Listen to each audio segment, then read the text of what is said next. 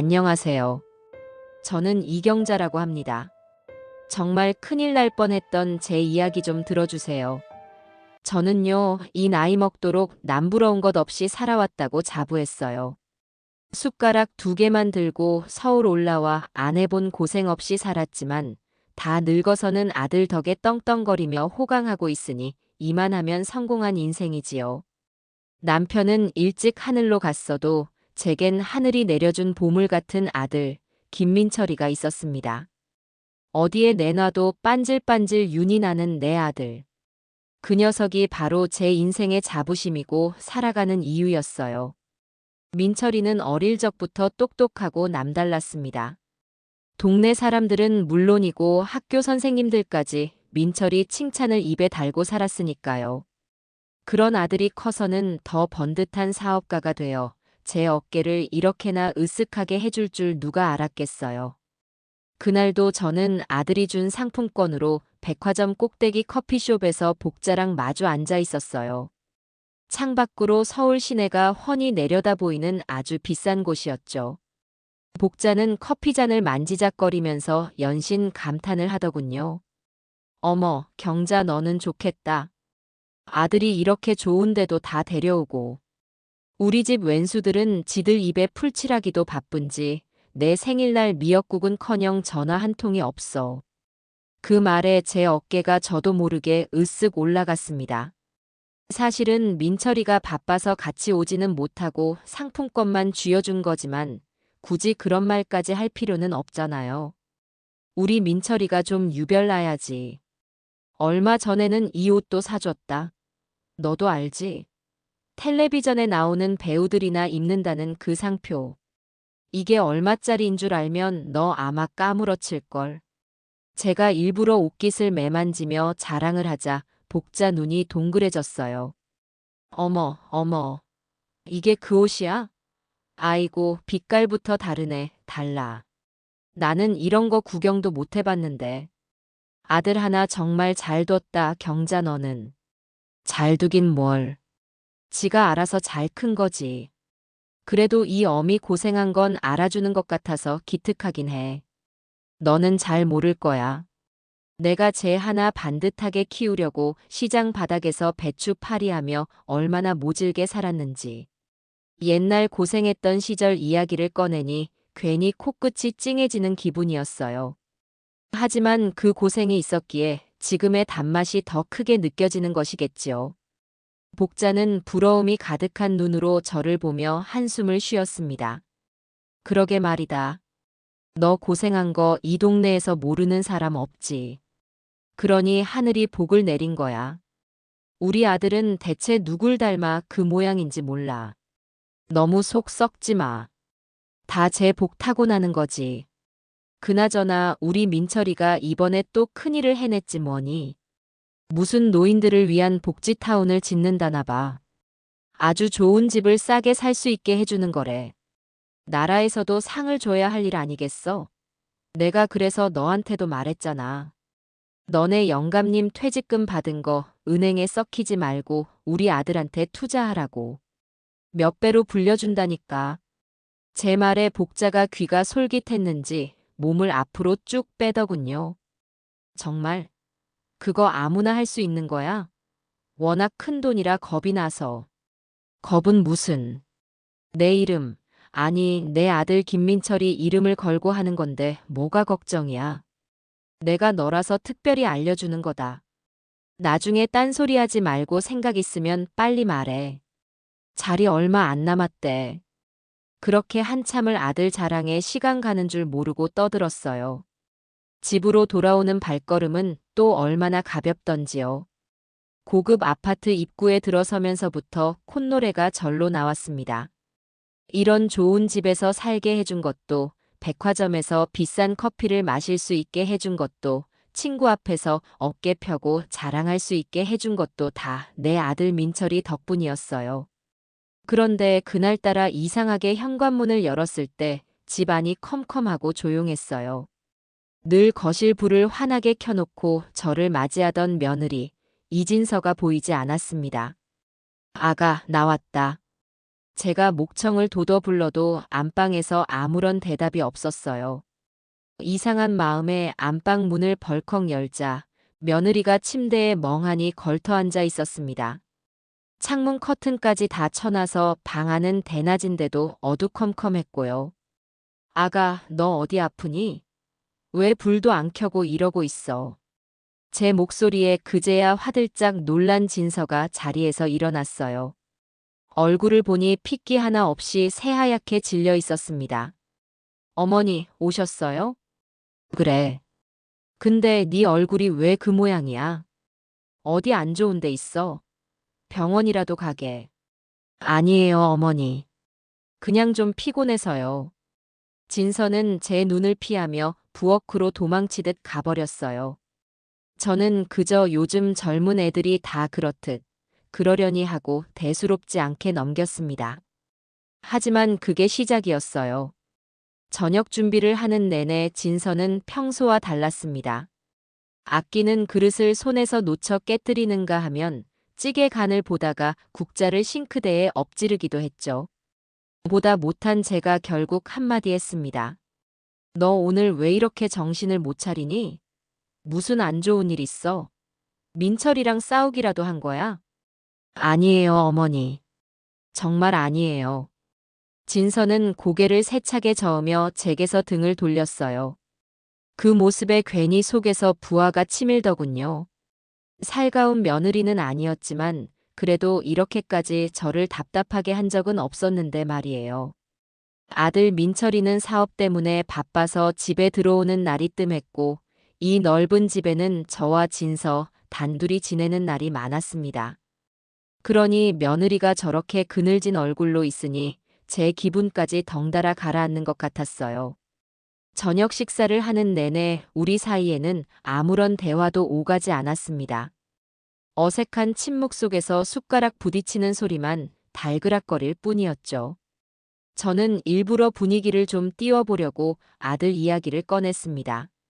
오늘 복자 만났는데 우리 민철이 사업에 투자하고 싶어서 안달이 났더라. 역시 보는 눈들은 있어가지고. 안 그래, 아가. 제 말에 진서가 움찔하며 수저를 놓쳤어요.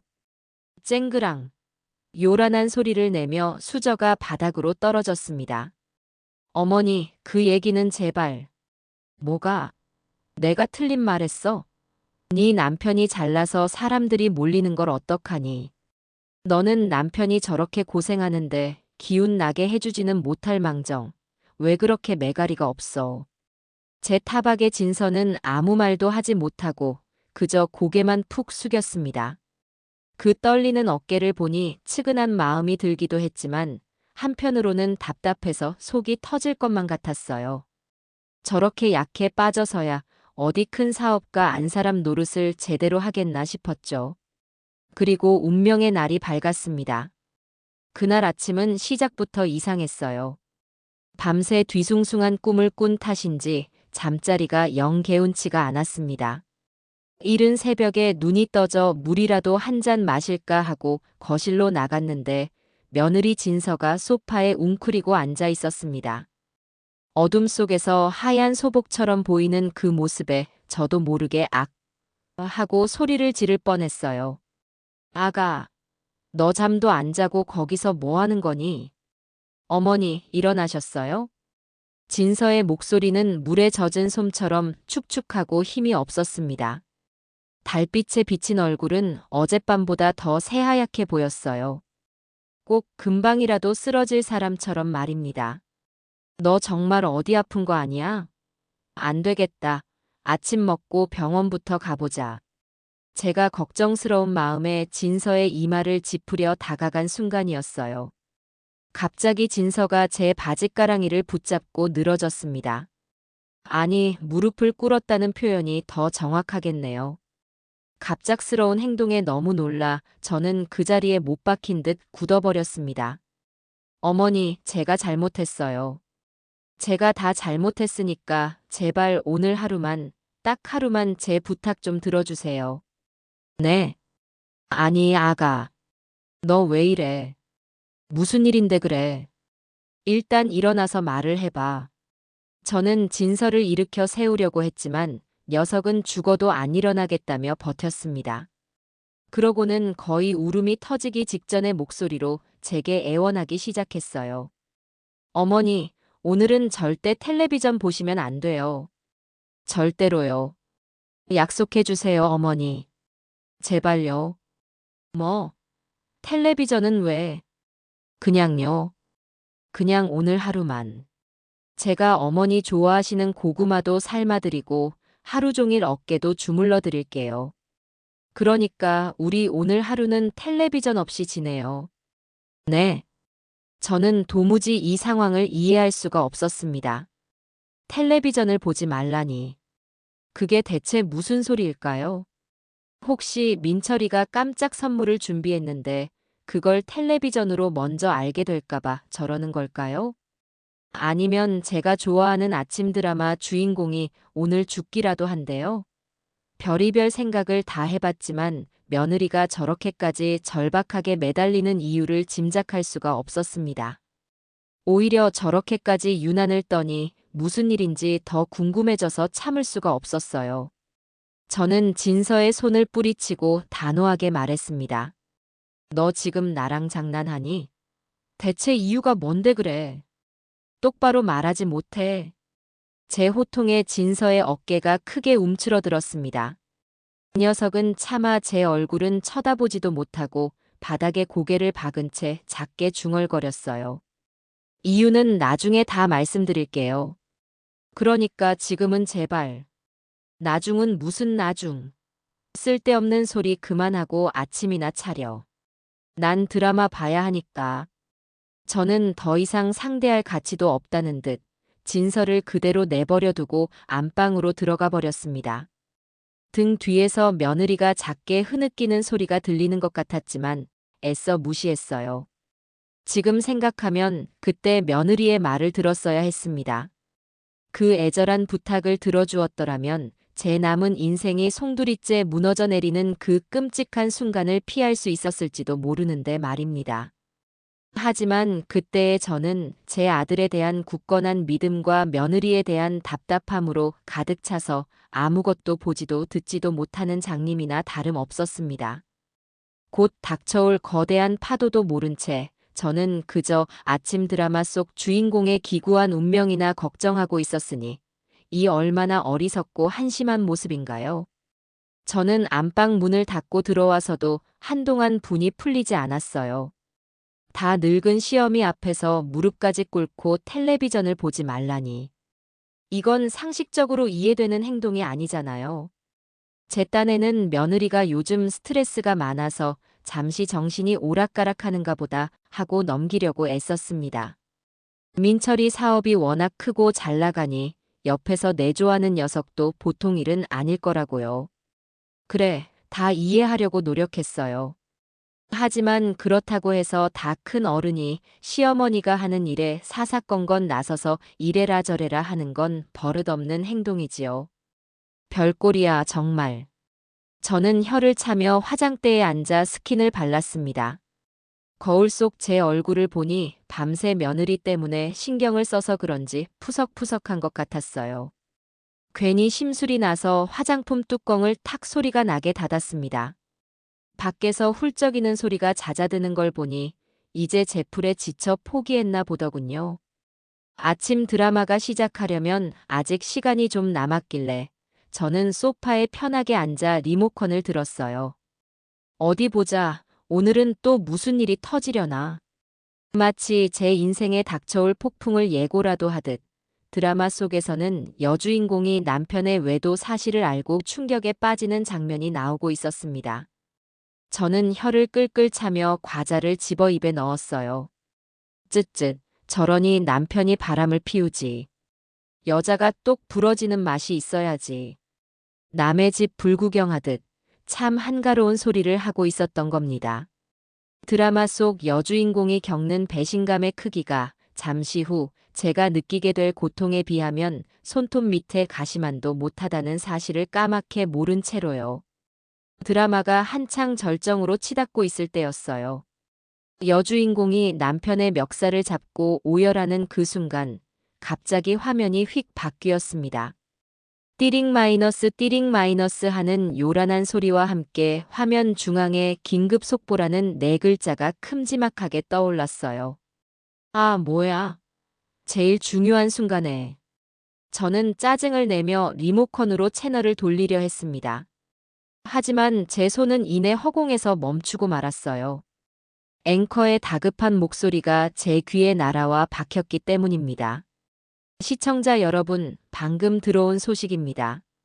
노인들의 노후 자금을 노린 수천억 원대 대규모 분양 사기 사건의 주범이 오늘 아침 검거되었습니다.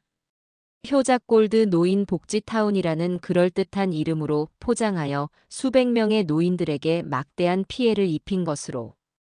효자골드 노인 복지타운? 어디서 많이 들어본 이름이었습니다.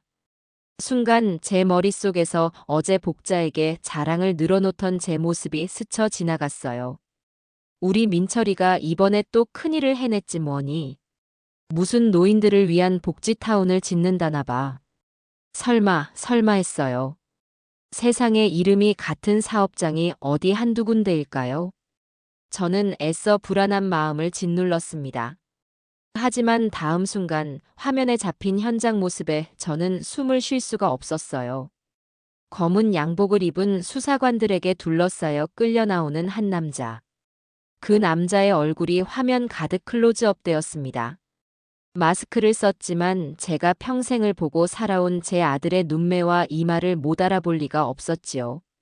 주범은 옐로우 골드 건설 대표 김민철 씨인 것으로 밝혀졌습니다. 김 씨는 그동안 성공한 청년 사업가이자 효자로 알려져 앵커의 목소리가 웅웅거리며 멀게 들려왔어요. 제 눈에는 오직 화면 속 아들의 모습만 보였습니다. 수사관들에게 양팔이 붙잡힌 채 힘없이 끌려 나오던 아들. 그 순간 아들이 카메라를 향해 고개를 들었어요. 그 눈빛. 제가 알던 반듯하고 선량한 아들의 눈이 아니었습니다.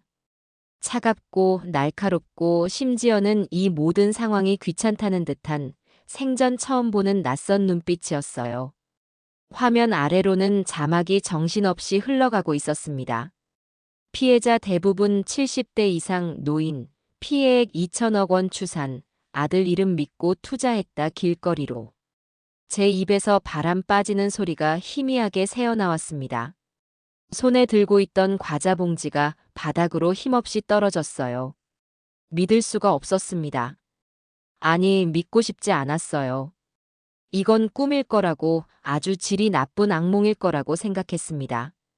우리 아들이, 그 착하고 효심 깊은 내 아들이 사기꾼이라니. 그것도 늙은이들의 쌈짓돈을 노린 악질 사기꾼이라니. 말도 안 되는 소리였어요.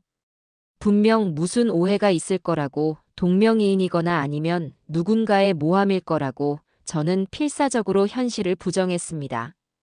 하지만 제 귀를 파고드는 처절한 울음소리가 그것이 모두 현실임을 증명하고 있었어요.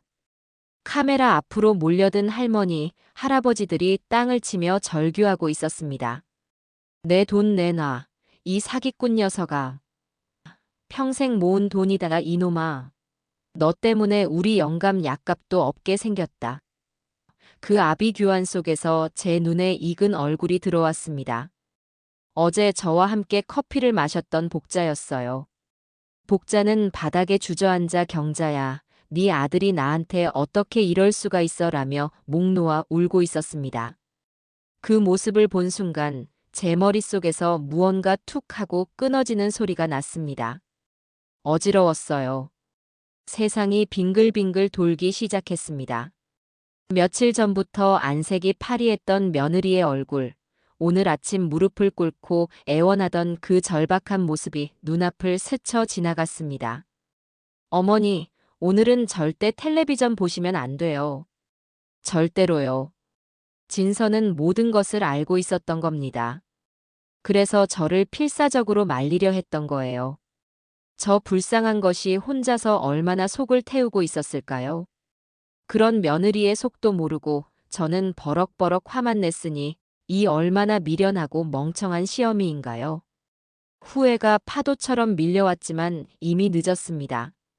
제 심장이 발밑으로 쿵 하고 떨어지는 기분이었어요. 숨이 턱 막히고 손끝부터 시작해 온몸이 차갑게 식어갔습니다. 텔레비전 소리, 복자의 울음소리, 세상의 모든 소리가 아득하게 멀어졌어요.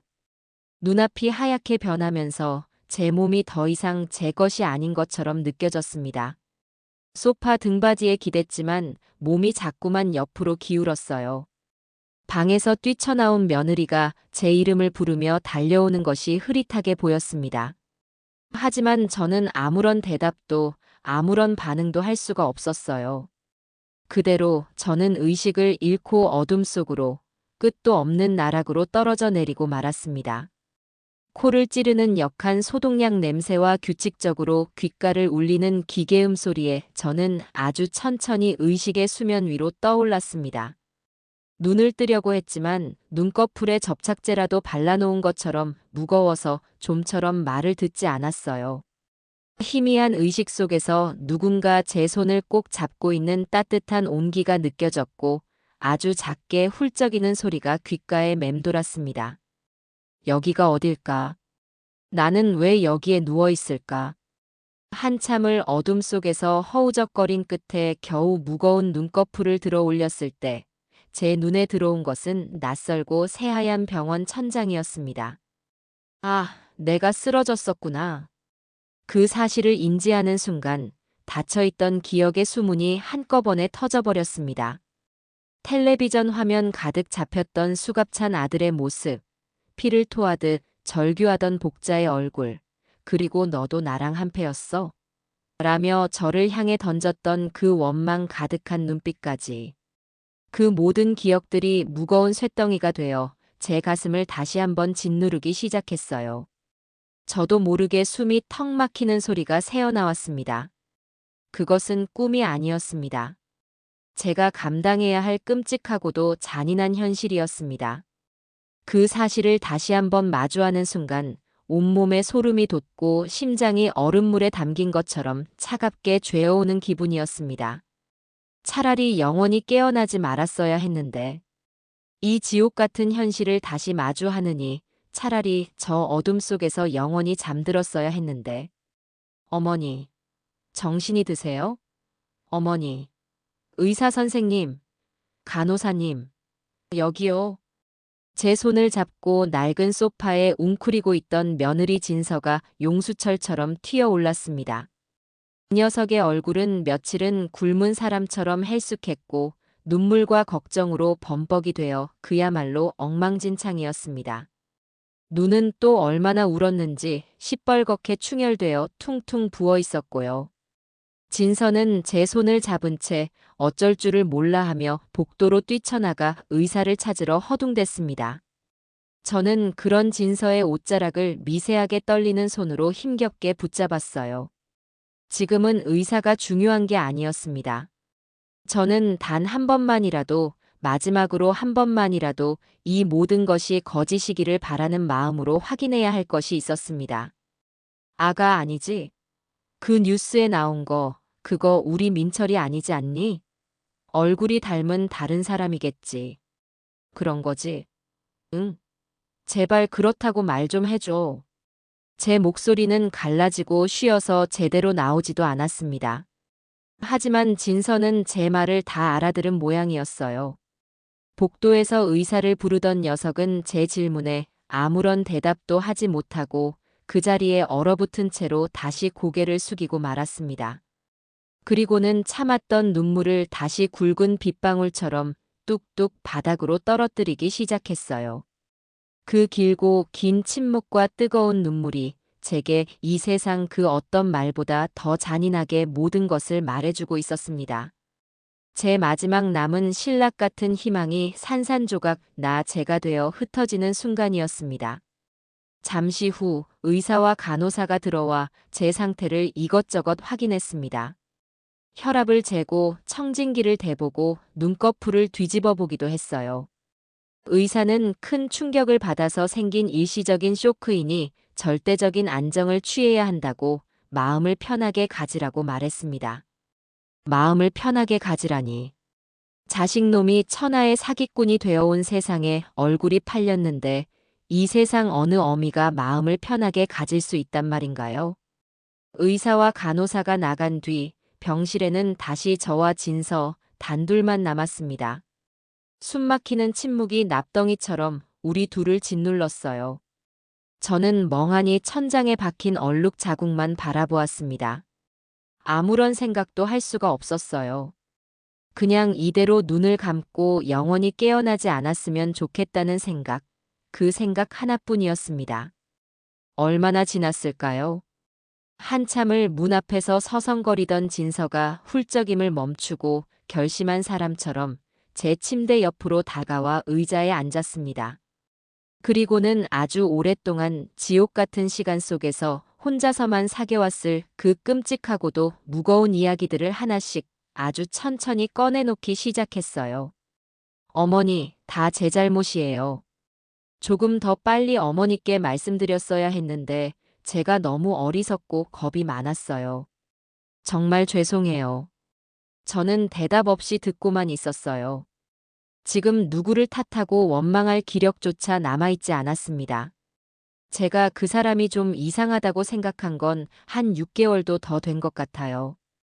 처음에는 그저 사업 때문에 바쁜가 보다 했어요. 밤늦게 들어오는 날이 잦아지고 주말에도 서재에 틀어박혀 밤새 누군가와 통화하는 일이 많아졌죠. 제가 무슨 일이냐고 물으면 그냥 중요한 해외 투자건이라고 여자들은 신경 쓰지 말라고 퉁명스럽게 말할 뿐이었어요. 진서의 말에 따르면 민철이는 아주 치밀하고 계획적으로 그리고 아주 교활하게 움직였다고 해요. 처음에는 정말로 번듯한 건설 회사를 운영하는 것처럼 보였다고 합니다. 하지만 어느 순간부터 회사 돈을 야금야금 빼돌리고 있지도 않은 효자골드 노인 복지타운이라는 유령 사업을 만들어내기 시작한 거죠.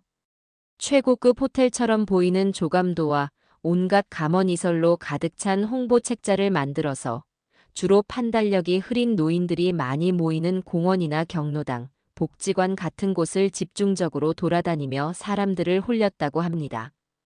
자식들한테 손 벌리지 않고 우리끼리 품위 있고 편안한 노후를 보낼 수 있는 마지막 기회입니다. 지금 계약하시면 시세의 반값으로 평생 사실 수 있는 자격을 드립니다. 이런 말도 안 되는 소리로요. 한 번은 제가 그 사람 서재를 청소하다가 사업 계획서처럼 보이는 서류 뭉치를 우연히 봤어요. 호기심에 살짝 넘겨봤는데 거기에 이렇게 적혀 있더군요. 주요 공략 대상 70대 이상 독거노인 및 금융 지식이 부족한 노년 부부. 자식과의 관계가 소원할수록 성공 확률 높음. 저는 그때 온몸에 소름이 돋았어요. 어머니, 이건 사업이 아니라 덫을 놓고 벌이는 사냥이었던 거예요. 진서는 그 사실을 알고 그날 밤 민철이에게 따졌다고 합니다. 이게 다 무슨 짓이냐고 당장 그만두지 않으면 어머니께 모든 것을 말씀드리겠다고요. 그러자 민철이는 태연한 얼굴로 비웃으며 이렇게 말했다고 해요. 어머니, 우리 어머니가 그 말 듣고 어떻게 될 것 같아? 평생 아들 하나만 보고 살아온 분이야. 자식 잘못 키웠다는 충격에 혈압 올라 쓰러지실걸. 너 때문에 우리 엄마 잘못되기라도 하면 그건 다 네 책임이야. 너는 네 손으로 시어머니를 죽이는 살인자가 되는 거라고. 그 악마 같은 협박에 진서는 아무것도 할 수가 없었다고 합니다. 제게 사실을 말했다가 제가 정말 쓰러지기라도 할까봐, 그리고 이성을 잃은 민철이가 자신과 자기 친정 식구들에게 무슨 짓을 할지 몰라 너무나 무서웠다고요. 그래서 혼자서 몰래 증거를 모으기 시작했답니다. 민철이의 통화 내용을 녹음하고 서재에 숨겨둔 비밀 서류들을 한밤중에 몰래 사진으로 찍어두면서요. 언젠가는 이 모든 것을 세상에 밝혀야 한다는 생각, 그 생각 하나만으로 하루하루를 지옥 속에서 버텨왔다고 했습니다. 제가 너무 한심하고 바보 같죠, 어머니? 좀 더 용기를 냈어야 했는데. 그래서 피해가 이렇게 눈덩이처럼 커지기 전에 막았어야 했는데. 저 때문에 더 많은 분들이. 진서는 자책하며 말을 잇지 못하고 오열했습니다. 저는 그런 며느리를 보니 가슴이 미어졌어요. 저 어리고 여린 것이 혼자서 얼마나 무섭고 외롭고 고통스러웠을까요? 제가 조금만 더 일찍 며느리의 그늘진 얼굴을 알아보고 아가, 무슨 일 있니? 하고 따뜻하게 물어봐 주었더라면 이렇게까지 되지는 않았을지도 모릅니다. 모든 것은 아들을 맹목적으로 믿고 며느리의 고통을 애써 외면한 제 잘못이었습니다. 이야기를 듣는 내내 저는 눈물 한 방울 흘리지 않았어요. 너무 큰 충격을 받으면 오히려 눈물이 나지 않는다는 말을 그때 처음으로 실감했습니다. 가슴속에 커다란 쇳덩이가 들어앉은 것처럼 답답하고 뜨거운 불덩이가 목구멍으로 치밀어 오르는 것 같았어요. 내 아들이, 내가 내 목숨처럼 사랑하고 내 모든 것을 바쳐 키운 내 아들이 어떻게 그런 악마 같은 짓을 할 수 있었을까요? 사람의 탈을 쓰고 어떻게 자기 부모뻘 되는 불쌍한 늙은이들의 등을 칠 수가 있었을까요? 한참 동안 말이 없던 제가 모래알이 굴러가는 것처럼 껄끄러운 목소리로 힘겹게 입을 열었습니다. 복자는, 내 친구 복자는 어떻게 됐니? 전 재산을 다 넣었다고 하던데. 제 질문에 진서는 한참을 망설이다가 휴대폰을 꺼내 들었습니다. 그리고는 떨리는 손으로 영상 하나를 제게 보여주었어요. 경찰서 앞에서 기자들에게 둘러싸여 울고 있는 피해자들의 모습이었죠. 그리고 그 중심에 제 50년 지기 친구 복자가 있었습니다. 머리는 산발이 되고 얼굴은 눈물로 엉망이 된 채 복자는 마이크를 붙잡고 악을 쓰듯 울부짖었어요. 내가 내 친구 경자 말만 믿고 그년이 지 아들놈이 얼마나 효자고 얼마나 반듯한 놈이라고 나한테 입이 마르고 닳도록 자랑을 해서. 그래서 우리 영감 마지막 수술하려고 자식들한테 아쉬운 소리 해가며 빌린 돈까지 전부 다 털어 넣었어. 근데 이게 다 사기라니. 이게 다 거짓말이라니. 경자야, 너는 정녕 몰랐어? 아니면 알면서도 나를 속인 거야? 너도 나랑 한패가 돼서 내 돈을 등쳐먹은 거냐고.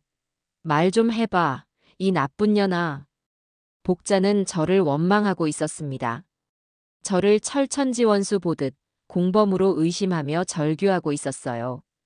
그 모습을 본 순간 저는 결국 참았던 눈물을 터뜨리고 말았습니다. 가슴을 치고 머리를 쥐어뜯으며 짐승처럼 통곡했어요. 제가 무슨 짓을 한 걸까요? 제가 아들 자랑을 하고 다니며 복자를 부추긴 것이나 다름없었습니다. 제가 복자를 사기 구렁텅이로 제 손으로 직접 밀어넣은 공범이었던 겁니다. 차라리 저를 찾아와 욕을 하고 머리채를 잡았으면 속이라도 시원했을 텐데 저를 믿었던 만큼 사무치는 배신감에 몸부림치는 친구의 모습을 보니 심장이 갈기갈기 찢어져 가루가 되는 것 같았어요. 어머니 진정하세요. 이러다 정말 큰일 나세요. 제발요, 어머니. 진서가 저를 부축하며 함께 울었습니다. 하지만 저는 멈출 수가 없었어요. 제 아들 때문에 평생의 터전을 잃고 길거리에 나앉게 된 수많은 사람들, 그리고 50년 우정을 나눈 친구에게 씻을 수 없는 상처를 준 제 자신이 너무나 원망스러워 견딜 수가 없었습니다. 그날 밤, 저는 병실 침대에 누워 뜬 눈으로 밤을 새웠습니다. 창밖은 칠흑같이 어두웠지만 제 마음속의 영원한 어둠에 비하면 아무것도 아니었습니다. 제 인생은 이제 완전히 끝났다고 생각했어요. 더 이상 살아갈 희망도 이유도 자격조차도 없다고요. 병원에서는 하루 이틀 더 안정을 취하고 경과를 지켜본 후에 퇴원하라고 했지만 저는 막무가내로 고집을 부려 다음 날 아침 바로 퇴원 수속을 밟았습니다. 이런 낯설고 불편한 곳에 시체처럼 누워있느니 차라리 내 집에서 모든 것을 정리하고 싶었어요. 진서의 부축을 받아 아파트에 들어서는 순간 저는 현관문 앞에서부터 숨이 턱 막히는 것을 느꼈습니다. 불과 이틀 전 아침까지만 해도 세상에서 가장 안락하고 자랑스러운 나의 왕국이었던 이 집이 지금은 마치 거대한 무덤처럼 혹은 내 아들의 범죄 사실을 전시해 놓은 징그러운 박물관처럼 느껴졌어요. 거실에 들어서자 이틀 전 아침에 끔찍한 기억이 마치 어제 일처럼 생생하게 되살아나 저를 덮쳤습니다. 제가 정신을 잃고 쓰러졌던 바로 그 소파. 그 소파 앞에는 아직도 제가 먹다 흘린 과자 부스러기들이 어지럽게 흩어져 있었어요. 그리고 그 맞은편에는 모든 불행의 시작이었던 저주스러운 텔레비전이 마치 거대한 검은 무덤처럼 입을 꾹 다문 채 덩그러니 놓여 있었습니다. 저는 마치 귀신이라도 본 사람처럼 비틀거리며 뒷걸음질 쳤습니다. 어머니, 괜찮으세요? 힘드시면 방에 들어가서 좀 누우세요. 진서가 걱정스러운 얼굴로 제 팔을 붙잡았지만 저는 고개를 저었어요. 이 집안에 제 발로 다시 들어선 이상, 더 이상 현실을 외면하고 도망칠 수는 없었습니다. 저는 결심한 사람처럼 천천히, 아주 천천히 집 안을 둘러보기 시작했어요. 마치 처음 와보는 낯선 공간을 살피듯이요. 민철이가 어버이날 선물이라며 사준 앉으면 구름처럼 온몸이 푹 꺼지던 이탈리아제 최고급 소파. 제 결혼 기념일 선물이라며 바꿔준 벽 한쪽을 가득 채운 영화관처럼 커다란 텔레비전. 그리고 제 방으로 들어가자 제 눈에 가장 먼저 들어온 것은 화장대 위에서 조명빛을 받아 영롱하게 번쩍이는 보석함과 옷장. 문을 열자마자 위용을 뽐내며 걸려있는 이틀 전 복자에게 그렇게나 자랑했던 바로 그 비싼 모피 코트였습니다. 그 모든 것들이 이제는 더 이상 제 인생의 훈장도 자랑거리도 아니었어요. 그것들은 모두 제 아들이 다른 사람들의 눈에서 피눈물을 뽑아내고 그들의 인생을 송두리째 훔쳐서 마련한 추악한 증거물이었습니다.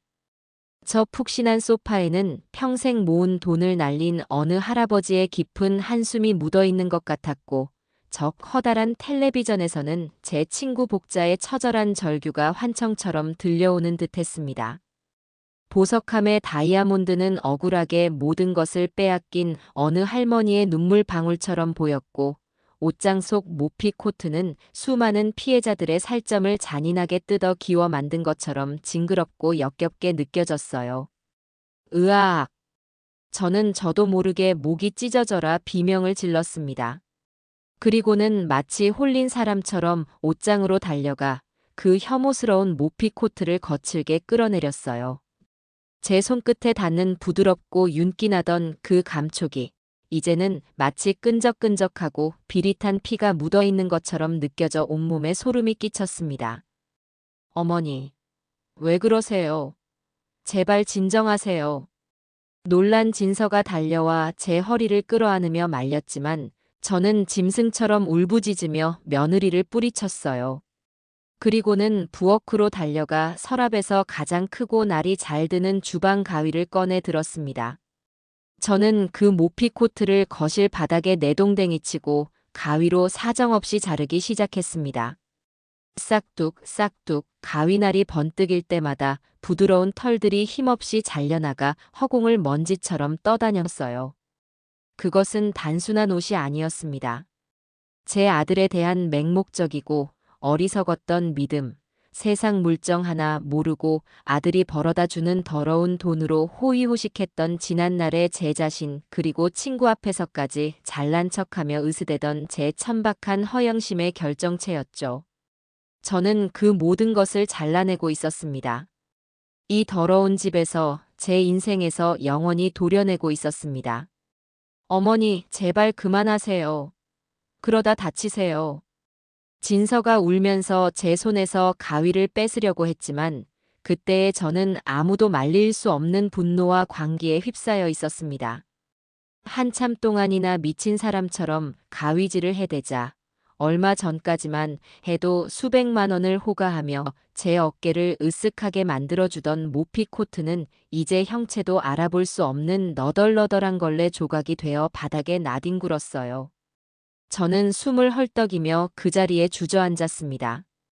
온몸에서 힘이 쭉 빠져나갔지만 이상하게도 가슴을 짓누르던 커다란 돌덩이가 조금은 작아진 듯한 기분이었습니다. 그렇게 한바탕 광란의 소동을 치르고 난 뒤 저는 넋이 나간 사람처럼 한참을 바닥에 앉아 있었어요. 진서는 아무 말 없이 제 곁을 지키며 빗자루와 쓰레받기를 가져와 묵묵히 거실 바닥에 흩어진 털 조각들을 쓸어 담았습니다. 얼마나 시간이 흘렀을까요? 제가 먼저 침묵을 깨고 마른 입술을 열었습니다. 아가, 네, 어머니. 나는 이 집에서 단 하루도 더는 못 살겠다. 진서는 말없이 저를 바라보았습니다. 여기에 있는 모든 것들이, 저 소파도, 저 텔레비전도, 이 집조차도 다 그 애가 남의 눈에서 피눈물 뽑아서 훔쳐온 것들이야. 나는 도둑의 어미였어. 이런 도둑의 소굴에서 내가 어떻게 숨을 쉬고 어떻게 발 뻗고 잠을 잘 수가 있겠니? 제 말에 진서는 조용히 고개를 끄덕였습니다. 저는 비틀거리며 자리에서 일어나 안방 서랍 가장 깊숙한 곳에 넣어두었던 제 명의로 된 집문서와 땅문서 몇 개를 꺼내왔어요. 모두 민철이가 사업이 잘 된다며 세금 문제 때문에 그런다고 제게 맡겨두었던 재산들이었습니다. 저는 그것들을 진서 앞에 내밀었습니다. 이것도 다 그의 돈일 게다. 아니, 그의 돈이 아니지. 우리 불쌍한 피해자들 돈이지. 이것들을 다 팔아서 먼지 한 톨이라도 그분들께 돌려드려야겠다. 어머니. 진서의 눈에 다시 눈물이 차올랐습니다. 저는 그런 며느리의 손을 잡고 진심으로 사과했어요. 그리고 아가, 너한테는 정말 면목이 없다. 내가 네 인생을 망쳤어. 저런 악마 같은 놈인 줄도 모르고 너를 내 며느리로 들였으니 내가 평생 갚아도 못 갚을 죽을 죄를 지었다. 어서 이 집을 떠나거라. 너는 아직 젊고 새 인생을 시작해야지. 이런 끔찍한 집구석에 더는 발 묶여 있지 말고. 그러자 진서는 제 손을 더욱 꽉 잡으며 고개를 세차게 저었습니다. 아니에요, 어머니. 어머니 잘못이 아니에요. 그리고 저 안 떠나요. 이제 이 집에는 어머니랑 저 둘뿐이에요. 제가 어머니를 지켜드릴 거예요. 이제부터는 제가 어머니 딸 할래요. 그 말에 저는 결국 또다시 뜨거운 눈물을 터뜨리고 말았습니다. 이런 지옥 같은 상황에서 저를 원망하기는커녕 오히려 저를 지키고 제 딸이 되어주겠다는 며느리가 너무나 고맙고 대견해서 가슴이 미어졌어요. 저는 아들을 잃었지만 어쩌면 진짜 딸 하나를 얻은 것일지도 모른다는 생각이 들었습니다.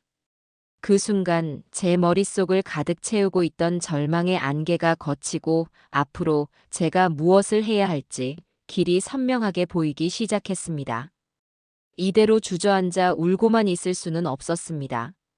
아들이 저지른 죄는 아들의 몫이지만 그 죄의 뿌리를 뽑고 조금이라도 바로잡는 것은 그 악마를 세상에 내놓은 어미로서 제게 남겨진 마지막 책임이자 속죄의 길이었습니다.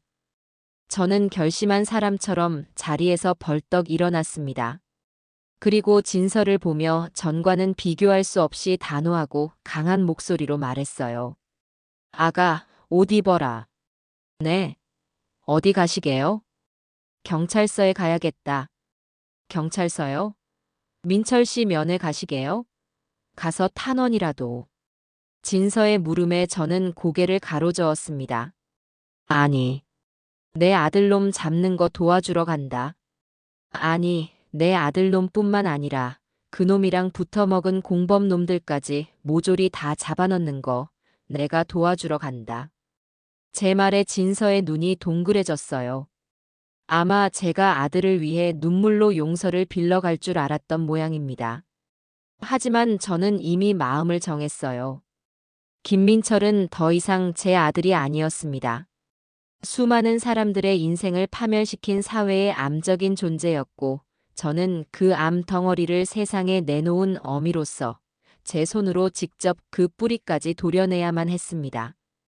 네가 그동안 몰래 모아뒀다는 증거들 전부 다 챙겨라. 그리고 내가 아는 것들, 그 애가 평소에 어디에 돈을 숨기는지, 누구랑 밤늦게까지 통화하는지, 술만 마시면 자랑처럼 떠들어대던 그놈의 비밀 금고가 어디 있는지 내가 아는 건 전부 다 말할 거다.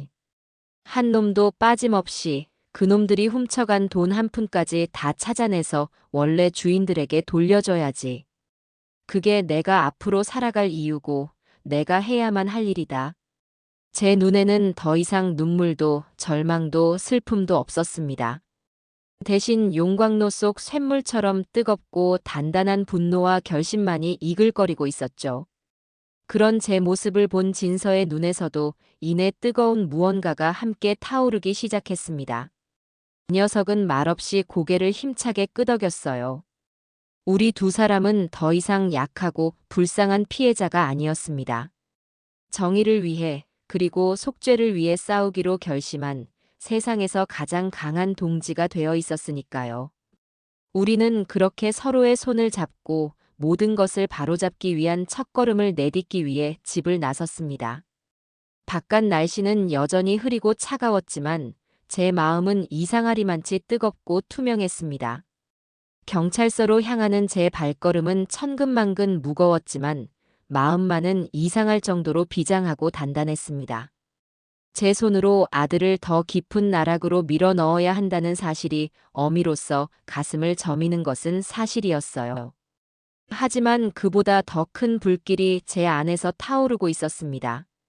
내 아들의 죄 때문에 평생을 일군 모든 것을 잃고 길거리에 나앉은 수많은 사람들, 그리고 저를 철천지원수 보듯 하던 친구 복자의 얼굴이 눈앞에 어른거렸기 때문입니다. 그분들의 피눈물을 닦아주기 전까지는 저 역시 죄인의 어미로서 눈을 감을 자격조차 없다고 생각했어요. 경찰서는 텔레비전에서 보던 것보다 훨씬 더 복잡하고 어수선한 곳이었습니다. 여기저기서 고성이 오가고 술에 취해 횡설수설하는 사람, 억울함을 호소하며 우는 사람, 그리고 지친 얼굴의 경찰관들이 정신없이 오갔어요. 저와 진서는 한참을 입구에서 서성이다가 겨우 안내 데스크에 가서 민철이 사건을 담당하는 형사님을 만나러 왔다고 말했습니다. 잠시 후 피곤에 젖은 얼굴의 중년 형사 한 분이 우리 앞으로 다가왔어요. 명찰에는 강력 3팀 박성철이라고 적혀 있었습니다. 김민철 씨 어머니 되십니까? 박 형사님의 목소리는 낮고 건조했어요. 그 눈빛에는 동정심보다는 약간의 의심과 경계심이 서려 있는 듯 했습니다. 하긴 아들이 저지른 죄가 있으니 그 어미라고 해서 곱게 보일 리가 없겠지요. 저는 고개를 숙이며 힘겹게 입을 열었습니다. 네, 맞습니다. 제가 김민철 어미입니다. 면회 오신 겁니까? 면회 시간은 아직 멀었는데. 아닙니다, 형사님. 면회가 아니라 제보를 하러 왔습니다. 제 말에 박 형사님의 눈썹이 꿈틀했습니다. 그는 의심스러운 눈으로 저와 제 옆에 선 진서를 번갈아 쳐다보았어요. 저는 더 이상 망설이지 않고 진서가 그동안 목숨을 걸고 모아온 증거들을 가방에서 꺼내 책상 위에 올려놓았습니다. 민철이의 통화 내용이 담긴 작은 녹음기와 각종 계약서와 장부들을 몰래 찍어둔 사진들이 담긴 USB였어요. 이건 제 며느리가 그동안 모은 것들입니다. 아마 수사에 도움이 될 겁니다.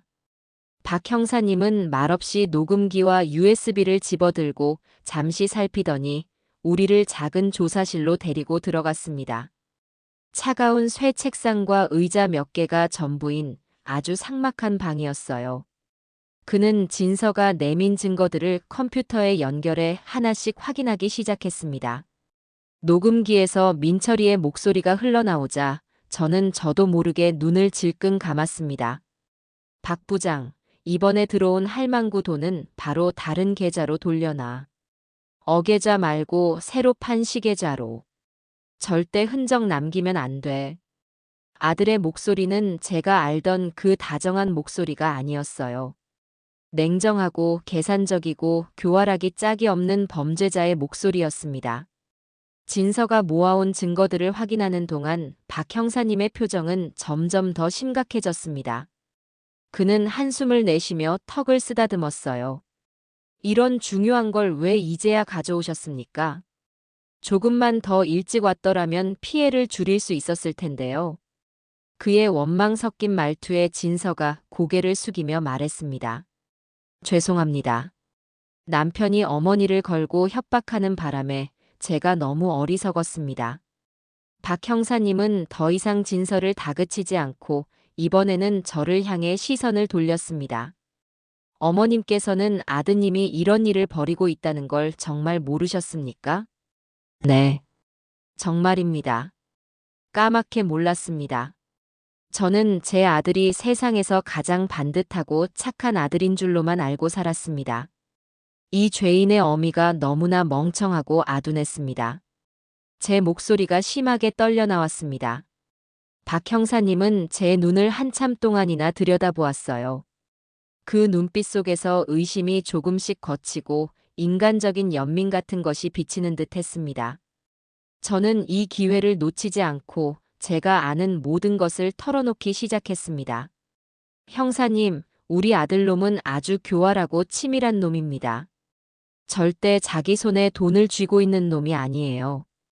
분명 다른 사람 이름으로 된 통장에 돈을 다 숨겨뒀을 겁니다. 그리고 술만 마시면 입버릇처럼 자랑하던 비밀 금고가 있어요.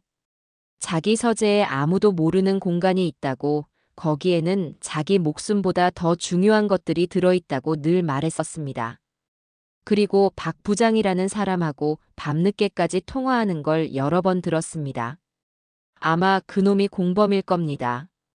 저는 제가 기억하는 모든 것, 민철이가 무심코 흘렸던 말 한마디까지 전부 다 쏟아냈습니다. 제 이야기를 듣는 동안 박 형사님은 쉴 새 없이 수첩에 무언가를 받아 적었어요. 한참 동안 제 이야기를 다 듣고 난 그는 잠시 생각에 잠기더니 제게 이렇게 말했습니다. 어머님, 지금부터가 중요합니다. 김민철은 아마 어머님께 연락을 취하려 할 겁니다. 분명 억울하다며 눈물로 호소하며 어머님의 마음을 약하게 만들려고 하겠죠. 그리고 분명 무언가를 부탁할 겁니다. 증거를 숨겨달라거나 누군가에게 뭘 전달해달라거나. 그때 절대로 넘어가시면 안 됩니다. 저희에게 바로 연락을 주셔야 합니다. 어머님께서 저희를 도와주셔야 저희도 아드님의 숨겨진 재산을 찾아서 피해자들에게 돌려드릴 수가 있습니다. 하실 수 있겠습니까? 네, 하고 말고요. 내 아들놈이 저지른 죄, 이 어미가 전부 다 바로잡을 겁니다. 그놈이 평생 감옥에서 썩게 된다고 해도 저는 눈 하나 깜짝 안 할 겁니다. 제 단호한 대답에 박 형사님은 자리에서 일어나 제게 고개를 숙였습니다. 어머님의 용기에 정말 감사드립니다. 그 말을 듣는 순간 저는 제 아들이 저지른 끔찍한 죄와는 별개로 인간으로서 옳은 길을 선택했다는 작은 위안을 얻을 수 있었습니다. 경찰서를 나온 뒤 저와 진서는 말없이 집으로 향했습니다. 하늘은 여전히 잿빛이었지만 제 마음속을 짓누르던 무거운 돌덩이는 한결 가벼워진 기분이었어요. 이제 내가 무엇을 해야 할지 분명해졌기 때문일까요? 그날 이후 저는 하루 종일 전화기만 붙들고 살았습니다. 박 형사님의 말대로 분명 민철이에게서 연락이 올 것이라고 생각했기 때문입니다. 그리고 예상은 정확히 맞아떨어졌어요. 이틀 뒤 모르는 번호로 전화 한 통이 걸려왔습니다. 교도소에 있는 아들이었습니다. 어머니, 저 민철이에요. 수화기 너머로 들려오는 아들의 목소리는 잔뜩 잠겨 있었고 금방이라도 울음이 터질 것처럼 위태롭게 떨리고 있었습니다. 하지만 저는 더 이상 그 목소리에 속지 않았어요. 그래. 몸은 괜찮으냐? 저는 일부러 감정 없는 목소리로 짧게 대답했습니다. 그러자 아들은 기다렸다는 듯이 울음을 터뜨리며 억울함을 호소하기 시작했어요. 어머니, 저 정말 억울해요. 이건 다 박 부장 그놈이 꾸민 짓이에요. 저는 그놈 말만 믿고 도장만 찍어줬을 뿐인데 그놈이 제 뒤통수를 치고 돈을 전부 빼돌린 다음에 저한테 다 뒤집어 씌운 거예요. 어머니, 저 좀 믿어주세요. 제발요. 참으로 가증스러운 연기였습니다. 예전 같았으면 오냐 오냐 내 아들 얼마나 억울하냐며 함께 울며 가슴을 쳤겠지만 지금의 저는 달랐습니다. 그래서 나더러 뭘 어쩌라는 거냐? 어머니, 제가 여기서 나가려면 증거가 필요해요. 박 부장 그놈이 저를 협박했던 녹음 파일이 있어요. 그걸 검사한테 제출해야 제 누명을 벗을 수 있어요. 제 방 책상, 세 번째 서랍 안쪽에 손을 넣어보시면 작은 공간이 하나 있어요. 거기에 제가 작은 봉투 하나를 숨겨뒀거든요. 그거 아무도 모르게 꺼내서 제가 알려주는 변호사한테 좀 전해주실 수 있으세요? 어머니밖에 없어요. 제발 저 좀 살려주세요, 어머니. 아들은 눈물 콧물을 쏟으며 애절하게 매달렸습니다. 저는 아무런 대답 없이 수화기를 들고 있었어요. 제 아들은 마지막 순간까지도 저를 이용해 증거를 인멸하려고 하고 있었습니다. 어미의 모정이라는 것을 자신의 마지막 탈출구로 삼으려고 하고 있었던 겁니다. 그 순간 제 마음속에 남아있던 한 가닥 희미한 동정심마저 차갑게 식어버렸습니다. 알겠다. 네가 시키는 대로 해보마. 저는 일부러 아들을 안심시키는 말을 하고 전화를 끊었습니다. 그리고 곧바로 박 형사님께 전화를 걸어 방금 있었던 일을 모두 알렸어요. 박 형사님은 제게 절대로 먼저 서랍을 열어보지 말고 내일 아침 자신과 함께 집으로 가자고 신신당부를 했습니다. 다음 날 아침 약속한 시간에 박 형사님과 다른 수사관 2명이 저희 집으로 찾아왔습니다. 저는 그들을 민철이의 서재로 안내했어요. 아들 녀석의 서재는 언제나 깔끔하게 정돈되어 있었지만 지금 보니 그 모든 것이 사람들을 속이기 위한 위장이었을 뿐이라는 생각에 구역질이 났습니다. 박 형사님은 장갑을 낀 손으로 조심스럽게 민철이의 책상 세 번째 서랍을 열었어요. 그리고 서랍 안쪽 깊숙한 곳을 더듬더니 찾았습니다 하고 작게 말했습니다.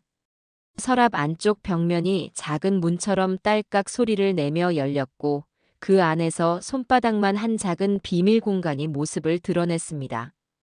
그 안에는 아들이 말한 봉투가 들어있지 않았습니다. 대신 그곳에는 아주 낡고 손때 묻은 작은 수첩 하나가 들어있었어요. 박 형사님은 조심스럽게 그 수첩을 꺼내 펼쳐보았습니다. 저도 그 옆에서 숨을 죽인 채 수첩을 들여다보았어요. 그 안에는 날짜와 함께 알아보기 힘든 암호 같은 글자들과 숫자들이 빼곡하게 적혀 있었습니다. 이건 차명계좌 목록입니다. 그리고 이건 돈을 건넨 사람들의 이니셜과 금액으로 보입니다. 로비 장부인 것 같습니다. 그리고 뒷장에는 대포폰 번호와 공범들의 연락처까지. 김민철이가 그동안 저지른 모든 범죄의 기록이 이 작은 수첩 안에 다 들어 있었군요. 박 형사님은 흥분을 감추지 못하며 말했어요. 아들은 저를 속였던 겁니다. 자신의 누명을 벗겨줄 증거가 아니라 자신의 모든 죄를 증명하는 판도라의 상자를 제 손으로 직접 숨기게 하려 했던 것이죠.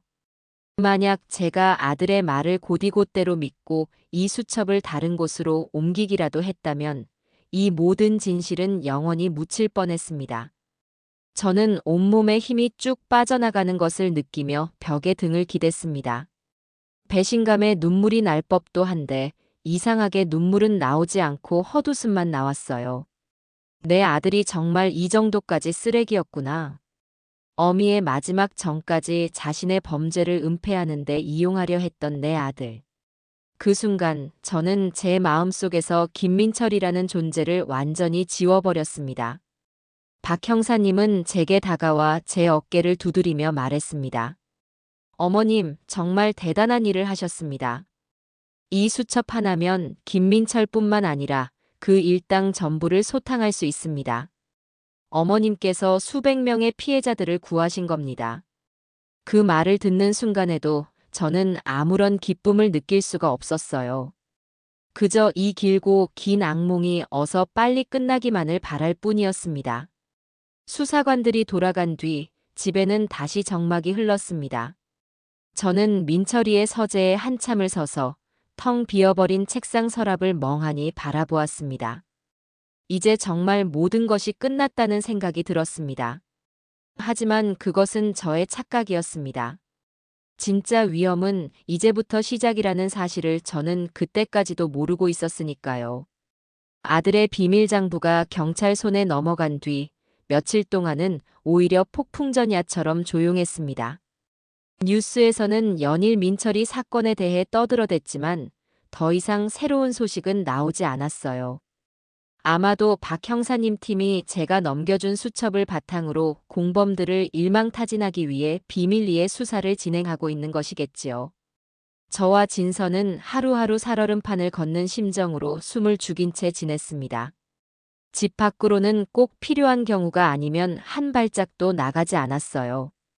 혹시라도 아들의 공범들이 우리를 해코지하지는 않을까 하는 불안감 때문이었습니다. 하지만 언제까지고 집에만 숨어 있을 수는 없는 노릇이었어요. 냉장고도 텅 비어가고 무엇보다 계속 이렇게 갇혀 지내다가는 둘 다 미쳐버릴 것만 같았습니다. 그래서 며칠 만에 처음으로 저는 진서와 함께 장을 보기 위해 아파트 밖으로 나섰습니다. 일부러 사람들의 눈을 피해 모자를 푹 눌러 쓰고 마스크까지 꼈지만 괜히 모든 사람들이 저를 손가락질하며 수군거리는 것만 같아 고개를 들 수가 없었어요. 저 할머니가 그 사기꾼 어미래. 어미나 아들이나 똑같은 것들이야. 이런 환청이 귓가에 맴도는 듯 했습니다. 장을 보고 무거운 짐을 양손에 나눠들고 아파트 단지로 들어서는 길이었습니다. 아파트 후문 쪽에 인적이 드문 길을 따라 걷고 있는데 갑자기 등 뒤에서 낮고 불쾌한 목소리가 들려왔습니다. 김민철 씨 어머니 되시죠? 저는 너무 놀라 심장이 멎는 줄 알았습니다. 뒤를 돌아보니 검은 옷을 입은 험상궂은 인상의 젊은 남자 하나가 저를 삐딱하게 서서 내려다보고 있었어요. 한눈에 봐도 평범한 사람은 아니었습니다. 온몸에서 서늘하고 위협적인 기운이 뿜어져 나왔어요. 진서는 겁을 먹고 제 팔 뒤로 숨었습니다. 누구신데 그러시죠? 제가 떨리는 목소리로 묻자 남자는 비릿한 웃음을 흘리며 한 걸음 더 제게 다가왔습니다. 그리고는 제 귓가에 대고 뱀처럼 속삭였어요. 쓸데없는 짓은 그만하는 게 좋을 겁니다, 할머니. 괜히 긁어부스럼 만들지 말라고요. 아드님 생각하면 앞으로 몸조심하시는 게 좋을 거예요. 아시겠어요? 그 말을 남기고 남자는 유유히 어둠 속으로 사라졌습니다. 저는 그 자리에 얼어붙은 채 한동안 꼼짝도 할 수가 없었어요. 손에 들고 있던 장바구니가 바닥으로 떨어져 사과 몇 개가 대굴대굴 굴러가는 소리가 고요한 공간을 울렸습니다. 명백한 경고이자 협박이었습니다. 민철이의 공범들이 이미 저와 진서의 존재를 알고 우리를 감시하고 있다는 뜻이었죠. 등줄기에서 식은땀이 흘러내리고 다리가 후들후들 떨려왔습니다. 어머니 괜찮으세요? 어떡해요? 우리 이제 어떡해요? 진서는 거의 울상이 되어 제 팔을 붙잡았습니다. 솔직히 저도 너무나 무서웠습니다. 하지만 그 두려움보다 더 큰 감정이 제 마음속에서 불길처럼 치솟아 올랐어요. 그것은 바로 분노였습니다. 감히 저 따위 버러지 같은 놈들이 나를 협박해? 내 아들놈 하나 잘못 키운 죄로 평생을 죄인처럼 살아야 하는 것도 억울해 죽겠는데 이제는 그놈의 똘마니들한테까지 이런 취급을 당해야 한단 말인가. 저는 오히려 오기가 생겼습니다. 그래, 어디 한번 해볼 테면 해봐라. 이 늙은이가 죽기 전에 니놈들 뿌리까지 모조리 다 뽑아버리고 말 테다. 저는 떨리는 다리에 힘을 주고 똑바로 섰습니다. 그리고 진서의 손을 꽉 잡았어요. 아가, 정신 똑바로 차려. 저놈들이 저렇게 나온다는 건 지금 우리가 아주 잘하고 있다는 뜻이야. 저놈들이 지금 막다른 골목에 몰려서 똥줄이 타기 시작했다는 증거라고. 그러니까 우리는 여기서 멈추면 안 돼. 더 독하게, 더 모질게 나가야 해. 제 단호한 목소리에 진서도 조금은 안정을 되찾은 듯 눈물을 닦고 고개를 끄덕였습니다. 그날 밤 저는 잠을 이룰 수가 없었습니다. 두려움 때문이 아니었어요. 앞으로 무엇을 해야 할지에 대한 고민 때문이었습니다. 경찰이 수사를 하고 있지만 그것만으로는 부족하다는 생각이 들었어요. 아들이 숨겨놓은 재산을 전부 찾아내려면, 그리고 그 공범 놈들의 실체를 완전히 밝혀내려면 무언가 결정적인 단서가 더 필요했습니다. 그리고 그 단서는 어쩌면 아들이 아닌 다른 곳에 있을지도 모른다는 생각이 들었죠. 다음 날 아침, 저는 진서에게 말했습니다. 아가, 우리 피해자분들을 찾아가자. 네, 피해자분들을요? 하지만 그분들이 우리를 만나주실까요? 문전박대만 당할 거예요. 어쩌면. 진서는 겁을 먹고 말을 잇지 못했습니다. 돌팔매질이라도 당할까봐 두려웠겠지요. 저 역시 두렵지 않은 것은 아니었습니다. 하지만 저는 고개를 저었어요. 그래도 가야 해. 가서 무릎 꿇고 사죄라도 드려야지. 그게 인간된 도리야. 그리고 어쩌면 그분들과 이야기를 나누다 보면 우리가 미처 몰랐던 무언가를 알게 될 수도 있어. 민철이가 그분들에게 접근했을 때 무슨 말을 했는지, 또 다른 공범은 없었는지, 뭐라도 단서가 될 만한 게 있을지 몰라. 제 설득에 진서도 마지못해 고개를 끄덕였습니다. 저희는 수소문 끝에 이번 사건의 피해자들이 임시로 모여 지내는 작은 쉼터가 있다는 것을 알게 되었습니다. 시에서 마련해준 낡은 경로당 건물을 개조한 곳이었어요. 그곳으로 향하는 길은 마치 사형장으로 끌려가는 죄수처럼 발걸음이 떨어지지 않았습니다. 쉼터 문을 열고 들어서는 순간 수십 개의 눈동자가 일제히 저희에게로 향했습니다. 그 눈빛들 속에는 원망, 분노, 경멸, 그리고 깊은 절망이 뒤섞여 있었어요. 방 안의 공기는 무겁고 차갑게 가라앉아 있었습니다. 여기저기서 한숨과 탄식이 흘러나왔고 몇몇 분들은 넋이 나간 사람처럼 허공만 바라보고 있었어요.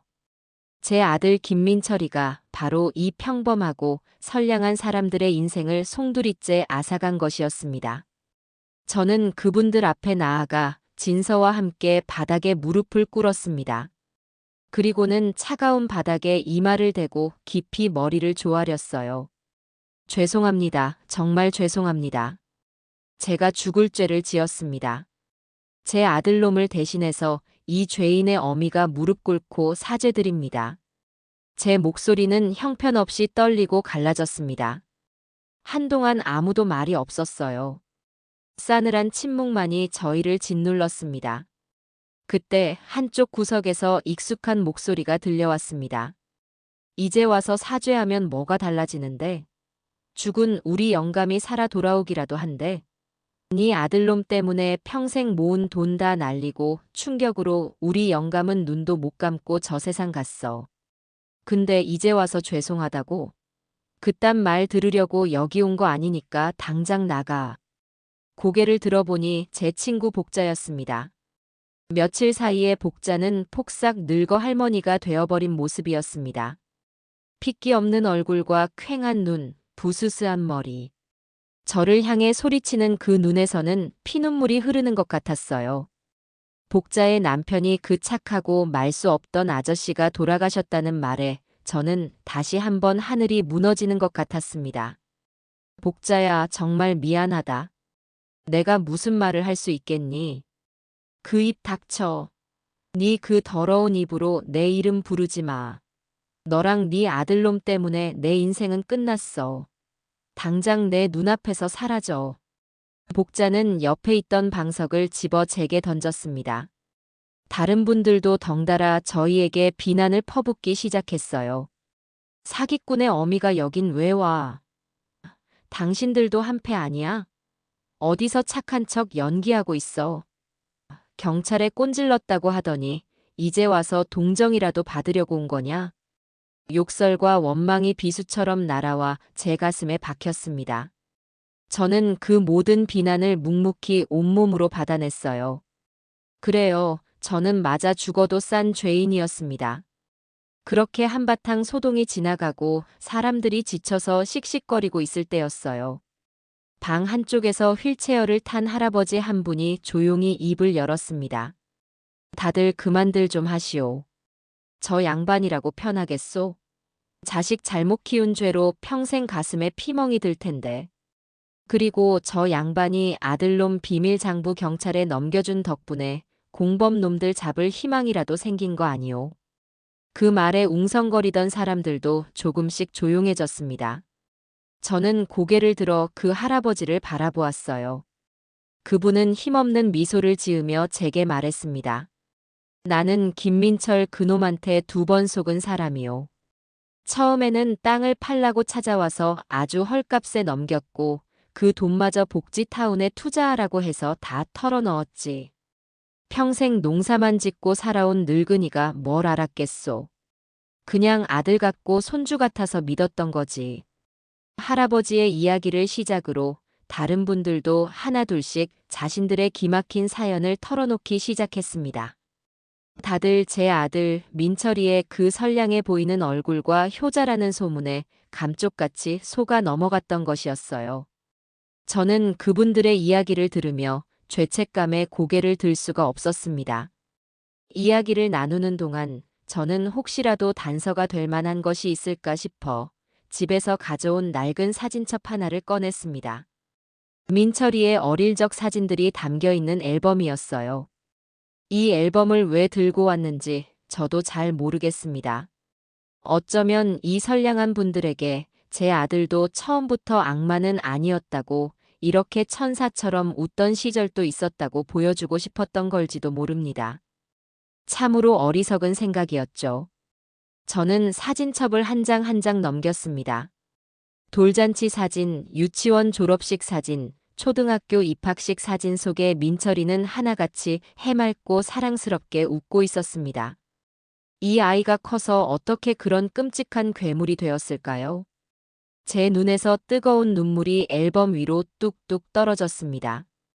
그렇게 한참 동안이나 앨범을 들여다보던 제 손가락이 어느 한 사진 앞에서 멈췄습니다. 초등학교 2학년 때쯤이었을까요? 시골 할머니 댁에 놀러가서 찍은 사진이었습니다. 사진 속에서 민철이는 감나무 아래에 땅을 파고 작은 깡통 상자 하나를 묶고 있었어요. 그리고는 카메라를 보며 아주 자랑스러운 표정으로 환하게 웃고 있었죠. 그 사진을 보는 순간 제 머릿속에서 아주 오래전의 기억 하나가 안개 속에서처럼 아련하게 떠올랐습니다. 그날 흙투성이가 된 채로 제게 달려와서 자랑하던 아들의 목소리가 귓가에 생생하게 들려오는 듯했어요. 엄마, 엄마. 나 저기 감나무 밑에 세상에서 제일 소중한 보물을 묻었어. 아무한테도 말하면 안 돼. 나중에 내가 어른이 되면 꺼낼 거야. 세상에서 제일 소중한 보물. 그때는 그저 아이의 귀여운 장난이라고만 생각하고 웃어넘겼습니다. 하지만 지금 이 순간 그 기억은 제게 전혀 다른 의미로 다가왔습니다. 어릴 적부터 무언가를 숨기는 데에 특별한 재능과 집착을 보였던 내 아들. 그 녀석에게 비밀 장소란 어떤 의미였을까요? 그 순간 제 머릿속에 무언가 번개처럼 강렬한 예감이 스쳐 지나갔습니다. 혹시? 설마? 아니, 그럴 리가. 하지만 한번 피어오른 의심의 불씨는 걷잡을 수 없이 타오르기 시작했습니다. 어쩌면 그 감나무 아래에 내 아들이 숨겨둔 마지막 진실이 잠들어 있을지도 모른다는 미친 생각이 제 온몸을 전율처럼 휩싸고 있었습니다. 쉼터에서 집으로 돌아오는 내내 제 머릿속은 온통 시골집 감나무 생각뿐이었습니다. 사진 속에서 환하게 웃고 있던 어린 아들의 모습과 세상에서 제일 소중한 보물이라며 속삭이던 그 목소리가 계속해서 귓가에 맴돌았어요. 물론 이건 다 늙은 할머니의 헛된 망상일 수도 있었습니다. 십수년도 더 지난 어린아이의 장난을 가지고 제가 너무 심각하게 생각하는 것일 수도 있었죠. 하지만 제 마음속에 어떤 직감 같은 것이 그곳에 반드시 가봐야 한다고, 그곳에 모든 것을 끝낼 수 있는 마지막 열쇠가 숨겨져 있다고 강하게 속삭이고 있었습니다. 집에 도착하자마자 저는 진서에게 제 생각을 털어놓았습니다. 아가, 우리 시골에 한번 다녀와야겠다. 시골에요? 갑자기 시골은 왜요, 어머니?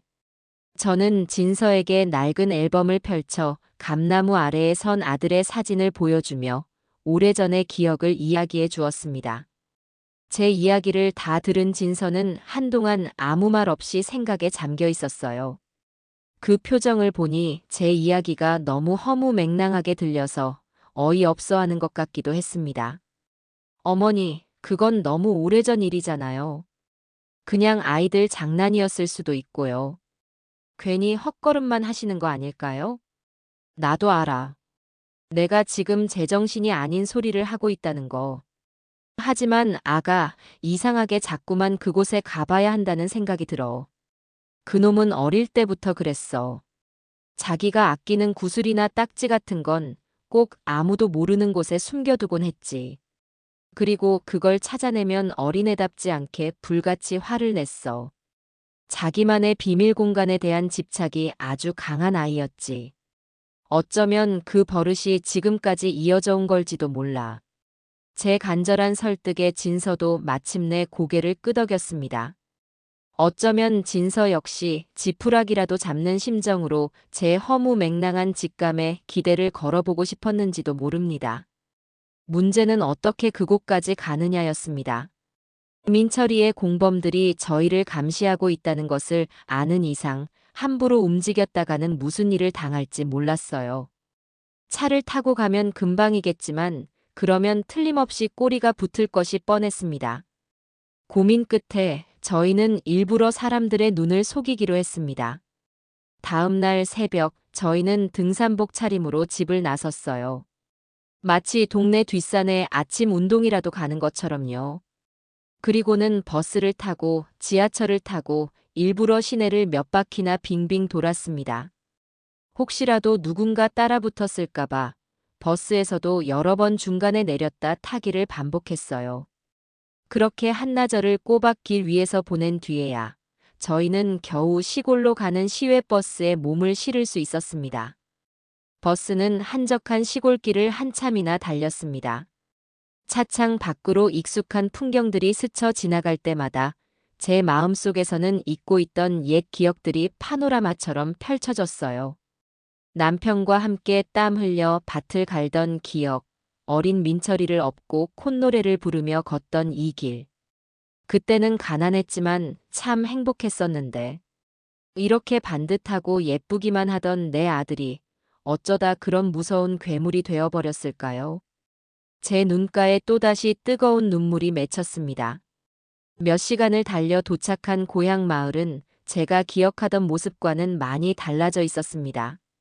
젊은 사람들은 다 도시로 떠나고 이제는 빈집들이 더 많은 쇠락한 시골 마을이 되어 있었죠.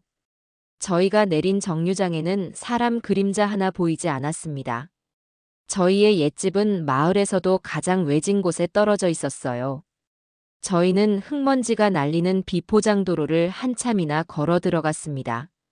마침내 저 멀리 금방이라도 쓰러질 듯 낡고 허름한 저희의 옛집이 보였을 때 저는 그 자리에 우뚝 멈춰 서고 말았습니다. 대문은 반쯤 부서져 떨어져 나갔고 마당에는 사람 키만큼 잡초가 무성하게 자라 있었어요. 그 모습이 마치 모든 희망을 잃고 폐허가 되어버린 제 인생을 보는 것만 같아 가슴이 아려왔습니다. 어머니. 진서가 걱정스럽게 제 팔을 부축했습니다.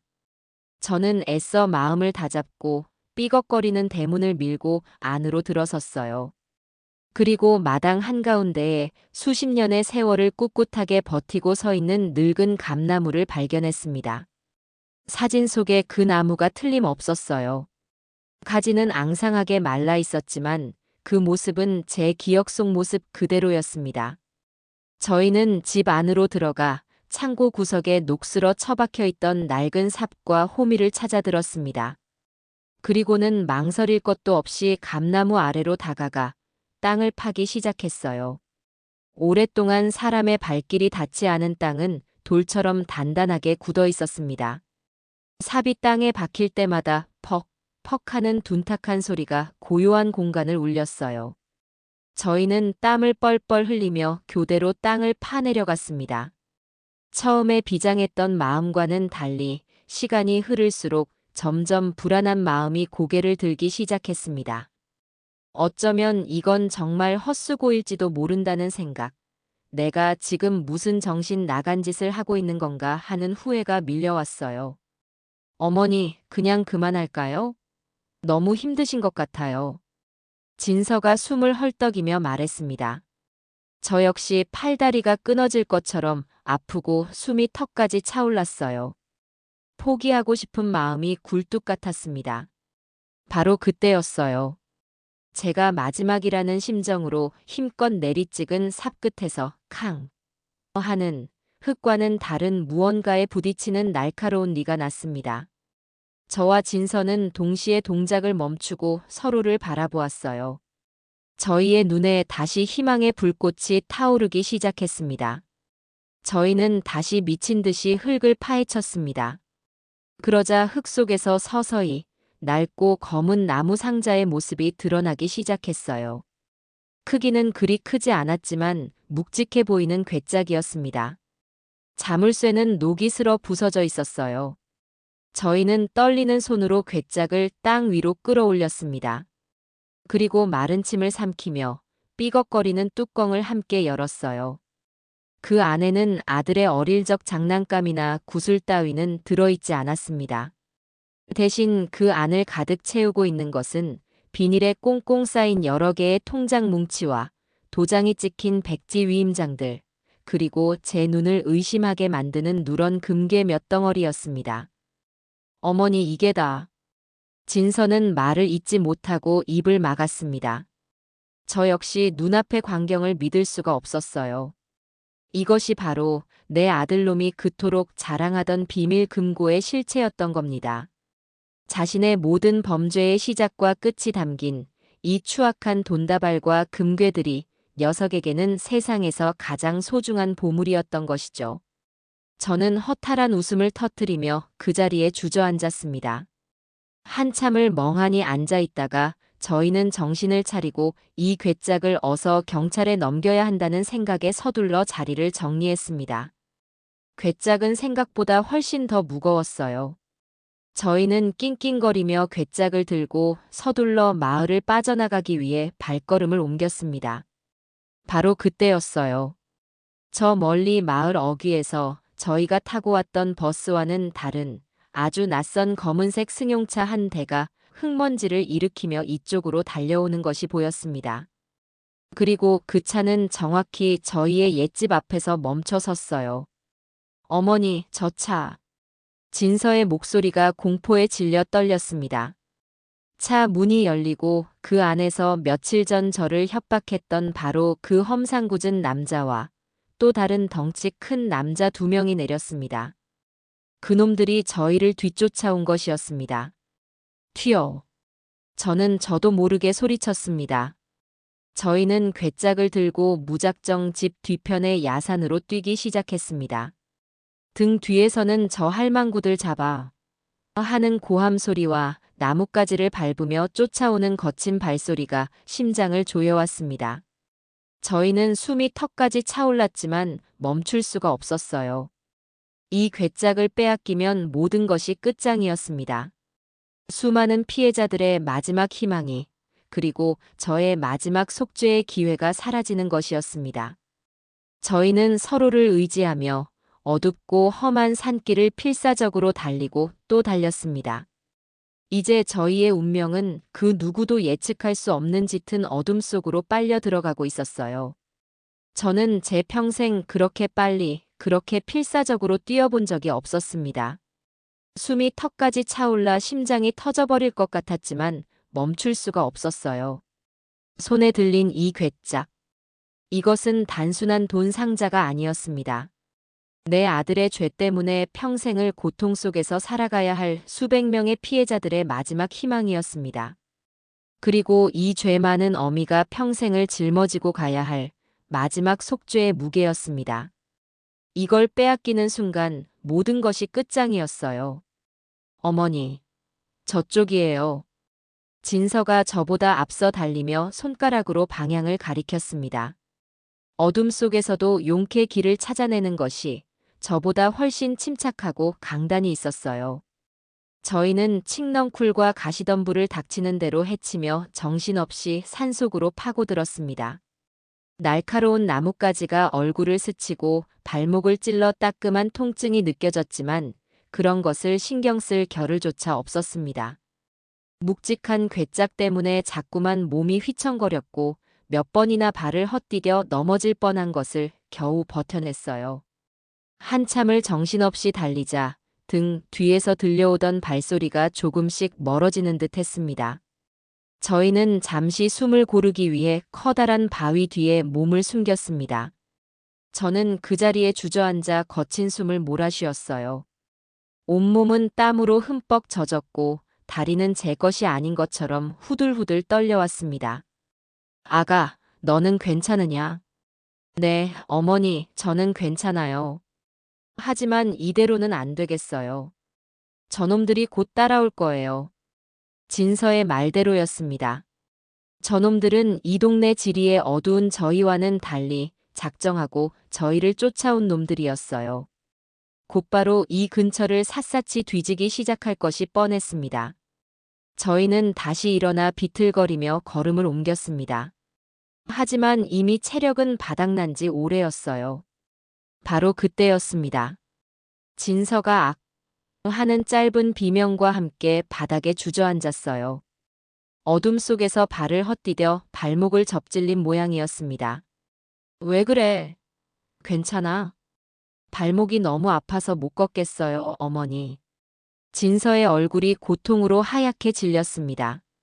그 순간 제 머릿속도 하얗게 비어버리는 것 같았어요. 이제 정말 끝이구나. 여기서 저놈들에게 잡혀서 이 괴짝을 빼앗기고 쥐도 새도 모르게 죽임을 당하는구나.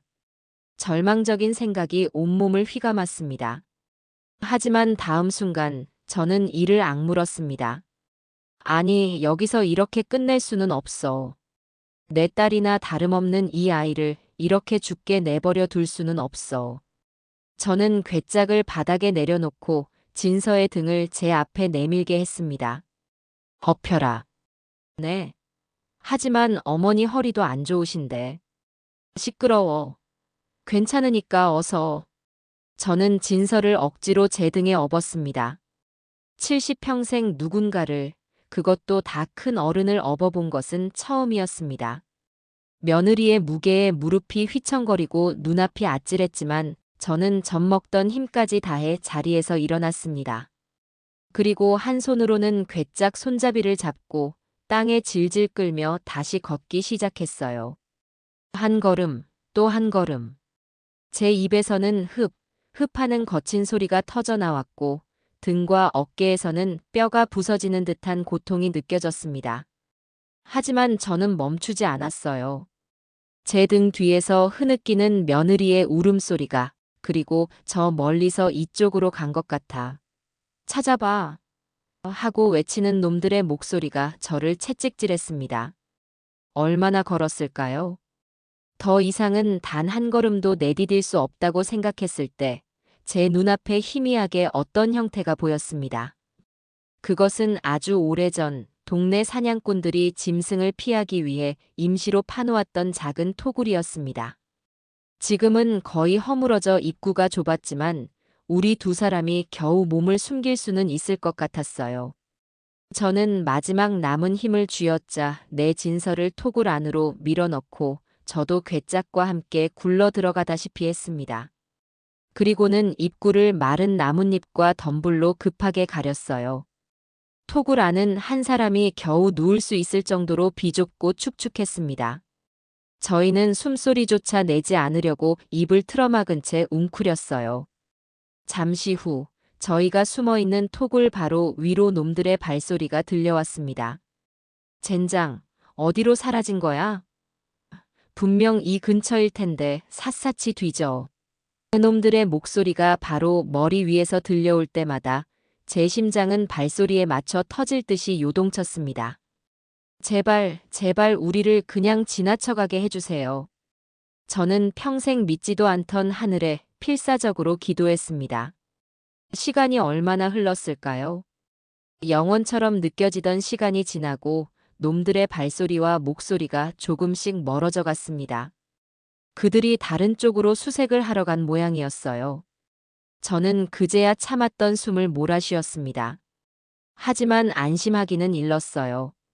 날이 밝으면 놈들은 다시 이곳을 샅샅이 뒤질 것이고 그때는 정말 꼼짝없이 잡히고 말 겁니다. 저는 떨리는 손으로 품속에서 휴대폰을 꺼내 들었습니다. 다행히 아직 배터리가 조금 남아 있었어요. 저는 서둘러 박 형사님의 번호를 눌렀습니다. 제발, 제발 전화를 받아야 해. 몇 번의 신호음이 가고 마침내 수화기 너머에서 박 형사님의 잠긴 목소리가 들려왔습니다. 여보세요? 형사님, 저예요. 김민철 어미. 저는 목소리를 최대한 낮춰 속삭였습니다. 어머님, 지금 어디십니까? 괜찮으십니까? 박 형사님의 목소리에 다급함이 묻어났습니다. 형사님, 저희가 아들놈이 숨겨둔 마지막 비자금을 찾았어요. 그런데 공범놈들이 저희를 쫓아와서 지금 시골 옛집 뒷산 토굴에 숨어 있어요. 제발 저희 좀 살려주세요. 어머님 진정하시고 거기가 정확히 어딘지 말씀해 주실 수 있겠습니까? 저는 제 기억을 더듬어 최대한 자세하게 저희가 있는 곳의 위치를 설명했습니다. 박 형사님은 제 말을 다 듣고는 절대 움직이지 말고 그곳에 그대로 숨어 있으라고 지금 바로 출발할 테니 조금만 더 버티시라고 말했습니다. 전화를 끊고 나니 그나마 한 줄기 희망이 보이는 듯 했습니다. 하지만 경찰이 이곳까지 오려면 적어도 1시간 이상은 걸릴 터. 그때까지 저희가 무사히 버틸 수 있을지가 문제였습니다. 아니나 다를까 얼마 지나지 않아 멀어졌던 놈들의 목소리가 다시 가까워지기 시작했습니다. 아무래도 이 근처가 제일 수상해. 젠장, 날이 밝으면 샅샅이 뒤져야겠어. 놈들이 저희가 숨어있는 토굴 근처에 자리를 잡고 밤을 새울 작정인 것 같았어요. 저와 진서는 서로의 손을 꼭 잡은 채 공포 속에서 시간이 흐르기만을 기다렸습니다. 새벽녘이 되어 동쪽 하늘이 희미하게 밝아오기 시작할 때였습니다. 놈들 중 하나가 이제 슬슬 찾아보자며 일어서는 소리가 들렸어요. 이제 정말 끝이구나. 저는 눈을 질끈 감았습니다. 바로 그 순간이었습니다. 저 멀리서 희미하지만 분명하게 여러 대의 차가 달려오는 소리와 함께 사이렌 소리가 새벽의 정적을 가르고 울려 퍼지기 시작했습니다. 뭐야? 경찰이다. 젠장, 어떻게 알고 온 거야? 놈들이 당황해서 소리치는 것이 들렸습니다. 잠시 후 수십 개의 손전등 불빛이 어두운 산속을 대낮처럼 밝혔고 꼼짝 마. 경찰이다. 손들어. 하는 박 형사님의 우렁찬 목소리가 울려 퍼졌습니다. 우왕좌왕하던 놈들은 얼마 저항하지도 못하고 현장에서 모두 체포되었습니다. 저와 진서는 그제야 토굴 밖으로 기어 나왔습니다. 박 형사님과 다른 경찰관들이 저희에게 달려와 괜찮냐며 물었어요. 저는 다리에 힘이 풀려 그 자리에 주저앉았습니다. 긴장이 풀리자 온몸이 솜처럼 늘어지는 기분이었어요. 저희는 경찰들에게 괴짝을 무사히 인계했습니다. 박 형사님은 괴짝 안을 확인하고는 놀라움을 금치 못하며 제게 말했습니다. 어머님, 이걸 정말 찾아내셨군요. 정말 믿을 수가 없습니다. 그 후의 일은 꿈처럼 지나갔습니다. 저희는 경찰차를 타고 무사히 서울로 돌아왔고 저희가 찾아낸 비자금과 비밀 장부는 아들 민철이와 그 일당의 모든 범죄를 증명하는 결정적인 증거가 되었습니다. 며칠 뒤 뉴스에서는 대대적으로 효자골드 노인 복지타운 사기 사건의 전모가 밝혀졌다고 보도하기 시작했어요. 주범 김민철뿐만 아니라 그 밑에서 움직이던 공범들까지 전부 검거되었고 그들이 숨겨두었던 수백억 원대의 범죄 수익금도 모두 찾아냈다는 내용이었습니다. 뉴스에서는 결정적인 제보를 한 용기 있는 내부 고발자가 있었다고만 언급했지만 저는 그것이 바로 저와 진서를 가리키는 말이라는 것을 알 수 있었습니다. 그리고 마침내 제 아들 김민철에 대한 마지막 재판이 열리는 날이 왔습니다. 저는 피해자석이 아닌 일반 방청석 가장 앞자리에 진서와 나란히 앉아 있었습니다. 제 주위에는 복자를 비롯한 다른 피해자 할머니, 할아버지들이 앉아 있었죠. 잠시 후 법정 문이 열리고 죄수복을 입은 민철이가 고개를 푹 숙인 채 법정 안으로 들어왔습니다. 몇 달 사이에 아들은 살이 쏙 빠지고 얼굴이 반쪽이 되어 있었습니다. 하지만 저는 그 모습에 조금도 마음이 흔들리지 않았어요. 피고인석에 앉은 아들이 무심코 고개를 들었습니다. 그리고 방청석에 앉아 있는 저와 눈이 마주쳤어요. 그 순간 아들의 눈이 지진이라도 난 것처럼 심하게 흔들렸습니다. 그 눈에는 놀라움, 당혹감, 그리고 이내 저를 향한 깊은 원망과 분노가 담겨 있었습니다. 어머니가 어떻게 나한테 이럴 수가 있어. 아들의 눈빛은 그렇게 말하고 있었어요. 저는 그 시선을 조금도 피하지 않고 똑바로 아들의 눈을 마주 보았습니다. 제 눈빛은 아들에게 이렇게 말하고 있었죠. 그래, 이 어미가 그랬다. 네가 저지른 죄, 이 어미 손으로 직접 심판대에 세운 것이다. 그것이 내가 너에게 해줄 수 있는 마지막 사랑이다. 한참 동안이나 이어진 침묵의 눈맞춤 끝에 아들은 결국 고개를 떨구었습니다. 재판이 진행되는 내내 아들은 단 한 번도 고개를 들지 못했어요. 그리고 마침내 재판장의 엄숙한 목소리가 법정 안에 울려 퍼졌습니다. 피고인 김민철에게 징역 30년을 선고한다. 그 판결이 내려지는 순간 방청석 여기저기서 흐느낌과 함께 안도의 한숨이 터져 나왔습니다. 저는 조용히 눈을 감았습니다. 길고 길었던 제 인생을 송두리째 뒤흔들었던 악몽이 마침내 끝나는 순간이었습니다. 재판이 끝나고 며칠이 지났습니다. 아들 민철이와 그 공범들은 모두 법의 엄중한 심판을 받았고 신문과 텔레비전에서는 연일 그 소식을 떠들썩하게 보도했어요. 사상 최악의 노인 사기 사건, 주범에게 중형 선고, 시민의 용기 있는 제보로 범죄 수익금 전액 환수 같은 제목들이 화면을 가득 채웠습니다. 저는 그 뉴스를 보면서도 아무런 감정을 느낄 수가 없었어요. 그저 폭풍이 지나간 폐허 한가운데에 홀로 서 있는 기분이었습니다. 저와 진서는 가장 먼저 이사를 준비하기 시작했습니다. 아들이 마련해준, 이제는 범죄의 소굴이 되어버린 이 넓고 텅 빈 아파트를 하루빨리 떠나고 싶었어요. 저희는 아파트와 민철이가 제 명의로 해두었던 다른 재산들을 모두 처분하기로 했습니다. 그리고 그 돈은 전부 피해자들에게 돌려주기로 마음먹었죠. 부동산에 집을 내놓고 이삿짐 센터를 불러 짐을 싸기 시작했습니다. 막상 짐을 정리하다 보니 이 집에 있는 것들 중 제 손때가 묻은 것은 거의 없다는 사실을 깨달았어요.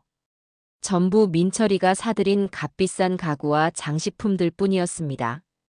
저희는 그 모든 것을 미련 없이 버리거나 중고 가구점에 헐값으로 넘겼습니다. 이삿짐이라고는 저와 진서의 낡은 옷가지 몇 개와 제가 시집 올 때 가져온 작은 자개장 하나가 전부였어요. 그렇게 이사를 준비하며 분주한 하루를 보내고 있을 때였습니다. 현관 초인종이 울렸어요. 문을 열어보니 그 앞에는 제 친구 복자를 비롯한 쉼터의 할머니, 할아버지 몇 분이 서 계셨습니다. 손에는 과일 바구니와 작은 선물 꾸러미 같은 것들을 들고 있었어요. 저는 너무 놀라 아무 말도 하지 못하고 그분들을 바라보았습니다.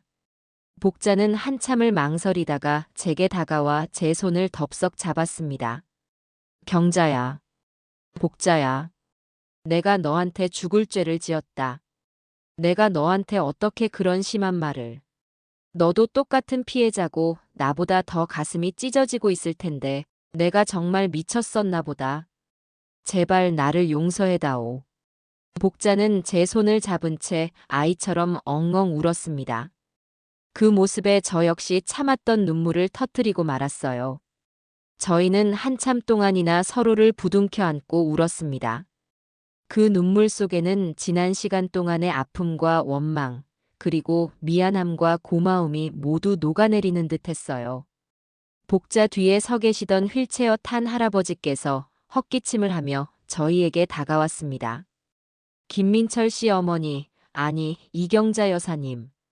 저희가 다 같이 인사드리러 왔습니다. 여사님과 며느님이 아니었으면 저희는 평생 길거리에서 억울하게 죽었을 겁니다. 이 은혜를 어떻게 다 갚아야 할지 모르겠습니다. 할아버지는 휠체어에 앉은 채로 제게 깊이 고개를 숙였습니다. 다른 분들도 모두 저와 진서를 향해 허리를 굽혀 감사 인사를 했어요. 저는 어쩔 줄을 몰라 하며 그분들의 손을 잡았습니다. 아닙니다. 이러지 마세요. 저는 죄인의 어미일 뿐입니다. 제가 무슨 자격으로 이런 인사를 받겠습니까? 오히려 제가 여러분께 평생을 속죄하며 살아야지요. 아닙니다, 여사님. 자식 잘못은 자식 잘못이고 여사님은 위대한 일을 하신 겁니다. 저희 모두 그렇게 생각하고 있습니다. 그러니 너무 자책하지 마시고 앞으로는 며느님과 함께 꿋꿋하게 살아가십시오. 저희가 늘 응원하겠습니다. 그분들은 한참 동안이나 저희의 손을 잡아주시며 위로와 감사의 말을 전하고 떠났습니다. 텅 빈 집에는 저희 두 사람과 그분들이 남기고 간 따뜻한 온기만이 가득했습니다. 저는 그날 처음으로 아주 오랜만에 깊은 잠을 잘 수 있었습니다. 며칠 뒤 저희는 정들었던 그리고 원망스러웠던 아파트를 떠나 작은 빌라의 월세방으로 이사를 했습니다. 예전 집에 비하면 방도 좁고 허름했지만 이상하게도 마음은 훨씬 더 편안하고 아늑했어요. 더러운 돈으로 치장된 가짜 행복이 아니라 정직한 가난 속에서 진짜 행복을 찾은 기분이었습니다. 이삿짐을 다 풀고 저희는 작은 밥상에 마주 앉아 단출한 저녁을 먹었습니다. 밥과 김치 그리고 된장찌개가 전부인 소박한 밥상이었지만 제 평생 먹어본 그 어떤 진수성찬보다도 더 꿀맛처럼 달게 느껴졌어요. 밥을 먹는 내내 아무 말 없던 진서가 갑자기 숟가락을 내려놓고 저를 똑바로 쳐다보며 말했습니다. 어머니. 왜 그러니, 아가? 저 어머니께 드릴 말씀이 있어요. 진서는 한참을 망설이다가 결심한 듯 입을 열었습니다. 저 이제 어머니 딸 할래요. 민철 씨와는 법적으로도 완전히 남남이 되었지만 어머니와는 그렇게 되기 싫어요. 어머니만 괜찮으시다면 제가 평생 어머니 딸이 되어서 옆에서 모시고 살고 싶어요. 허락해 주시겠어요? 그 말을 듣는 순간 제 눈에서 다시 한번 뜨거운 눈물이 왈칵 쏟아졌습니다. 저는 아무 말도 하지 못하고 그저 고개만 계속 끄덕였어요. 제게는 세상에서 가장 나쁜 아들은 있었지만 세상에서 가장 착하고 귀한 딸이 있었습니다. 제가 무슨 복을 지었기에 이 지옥 같은 시간 속에서 이토록 귀한 보물을 얻게 된 걸까요? 저는 자리에서 일어나 진서를 힘껏 끌어안았습니다. 제 품에 안긴 며느리, 아니, 내 딸의 작은 어깨가 가늘게 떨리고 있었습니다. 우리는 그렇게 한참 동안이나 서로를 부둥켜 안고 기쁨과 슬픔이 뒤섞인 뜨거운 눈물을 흘렸어요. 제 인생의 가장 어두운 밤이 지나고 마침내 새로운 아침이 밝아오고 있었죠. 그렇게 저희 두 사람의 새로운 인생이 시작되었습니다. 시간은 참으로 무심하면서도 고마운 것이더군요. 아들이 제 인생에 남긴 깊은 상처와 배신감은 여전히 가슴 한구석에 남아 있었지만 진서와 함께하는 소박하고 정직한 일상은 그 상처 위에 따뜻한 햇살을 비춰주고 딱딱한 흉터를 부드럽게 어루만져 주었습니다. 몇 달이 지난 어느 날 저는 아주 오랜만에 용기를 내어 동네 경로당을 찾아갔습니다. 그동안 사람들의 시선이 두려워 집 안에만 틀어박혀 지냈지만 언제까지고 이렇게 숨어 살 수만은 없다는 생각이 들었기 때문입니다. 경로당 문을 열고 들어서는 순간 안에서 화투를 치고 있던 할머니들의 시선이 모두 제게로 향했습니다. 잠시 어색한 침묵이 흘렀어요. 저는 차마 고개를 들지 못하고 문 앞에서 머뭇거리고 있었습니다. 바로 그때 복자가 화투패를 내려놓고 환한 얼굴로 제게 다가와 팔짱을 꼈습니다. 어머, 경자 아니야. 여태 어디 갔다가 이제 와. 너 없어서 얼마나 심심했는지 알아? 다들 너 오기만 기다리고 있었어. 자, 이리 와서 앉아. 마침 사람 하나 모자랐는데 잘 됐다. 복자는 아무 일도 없었다는 듯 저를 가장 좋은 자리에 앉히고는 따뜻한 유자차까지 타서 손에 쥐어주었습니다. 다른 할머니들도 그러게 왜 이제야 왔어? 그동안 마음고생 심했지? 이제 다 잊어버려. 얼굴이 반쪽이 됐네. 어서 이거라도 좀 먹어봐. 하며 제게 온갖 간식들을 챙겨주셨어요. 그 누구도 제게 아들 이야기를 꺼내거나 아픈 상처를 들추어내지 않았습니다. 그저 오랜만에 만난 늙은 친구를 따뜻하게 맞아줄 뿐이었죠. 그 따뜻한 환대에 저는 또다시 코끝이 찡해지는 것을 느끼며 조용히 웃었습니다. 저는 더 이상 사기꾼 김민철의 어미가 아니라 그냥 친구 이경자로 돌아와 있었던 겁니다. 저와 진서는 주말마다 동네 무료 급식소에서 봉사활동을 시작했습니다. 무거운 짐을 나르고 수백 명분의 밥과 국을 끓이고 설거지를 하느라 몸은 고되고 힘들었지만 마음만은 그 어느 때보다 가볍고 충만했어요. 할머니, 정말 고맙습니다. 맛있게 잘 먹을게요. 하며 제 손을 꼭 잡아주는 어느 노숙인의 주름진 손에서 저는 제 아들이 주었던 그 어떤 비싼 선물보다도 더 큰 기쁨과 보람을 느꼈습니다. 진서 역시 예전의 그늘진 얼굴은 온데간데 없이 밝고 활기찬 미소를 되찾았어요. 저희는 땀 흘려 일한 뒤 급식소 구석에 마주 앉아 남은 밥에 김치를 얹어 먹으며 서로를 보고 웃었습니다. 그것이 저희가 찾은 진정한 행복이었습니다. 그러던 어느 날 저희의 작은 월세방으로 편지 한 통이 배달되었습니다. 발신인 주소는 아들이 있는 교도소로 되어 있었어요. 저는 한참 동안이나 그 편지를 손에 든 채 망설였습니다. 또 무슨 가증스러운 변명과 원망을 늘어놓았을까봐 차마 뜯어볼 용기가 나지 않았어요. 하지만 진서는 제 어깨를 두드리며 말했습니다. 어머니, 그래도 한번 읽어보세요. 어쩌면. 저는 떨리는 손으로 편지 봉투를 뜯었습니다. 편지지에는 아주 짧은 글 한 줄만이 아이처럼 삐뚤빼뚤한 글씨로 적혀 있었습니다. 어머니, 죄송합니다. 그 짧은 한 문장을 읽는 순간 제 눈에서 뜨거운 눈물이 주르륵 흘러내렸습니다. 편지지 위로 눈물이 떨어져 죄송합니다라는 글자가 얼룩처럼 번져나갔어요. 그 어떤 긴 변명보다도 그 어떤 눈물의 호소보다도 이 짧은 한마디가 제 가슴을 더 깊이 울렸습니다. 저는 그 편지를 조용히 가슴에 품었습니다. 이제야 제 아들이 조금은 진짜 사람이 된 것 같다는 생각이 들었습니다. 완벽한 용서는 아니었지만 그것은 분명 새로운 시작을 의미하는 작은 씨앗이었습니다. 그날 저녁 저는 진서와 마주 앉아 된장찌개를 끓여 먹었습니다. 창밖은 어두웠지만 저희의 작은 밥상을 비추는 등불은 그 어느 때보다 따뜻하고 환하게 빛나고 있었어요. 저는 문득 깨달았습니다. 저는 제 인생의 전부라고 생각했던 아들을 잃었지만 대신 진짜 딸을 얻었고 진정한 친구를 얻었고 그리고 무엇보다 더러운 돈과 바꿀 수 없는 떳떳하고 깨끗한 마음을 얻었다는 것을요. 그것이야말로 그 무엇과도 바꿀 수 없는 제 인생의 진짜 보물이었습니다. 저는 밥을 한술 크게 떠서 맞은편에 앉아 환하게 웃고 있는 내 딸, 진서의 입에 넣어 주었어요. 세상은 여전히 시끄럽고 험한 곳이었지만 저희 두 사람이 함께하는 이곳은 더없이 평화롭고 행복합니다.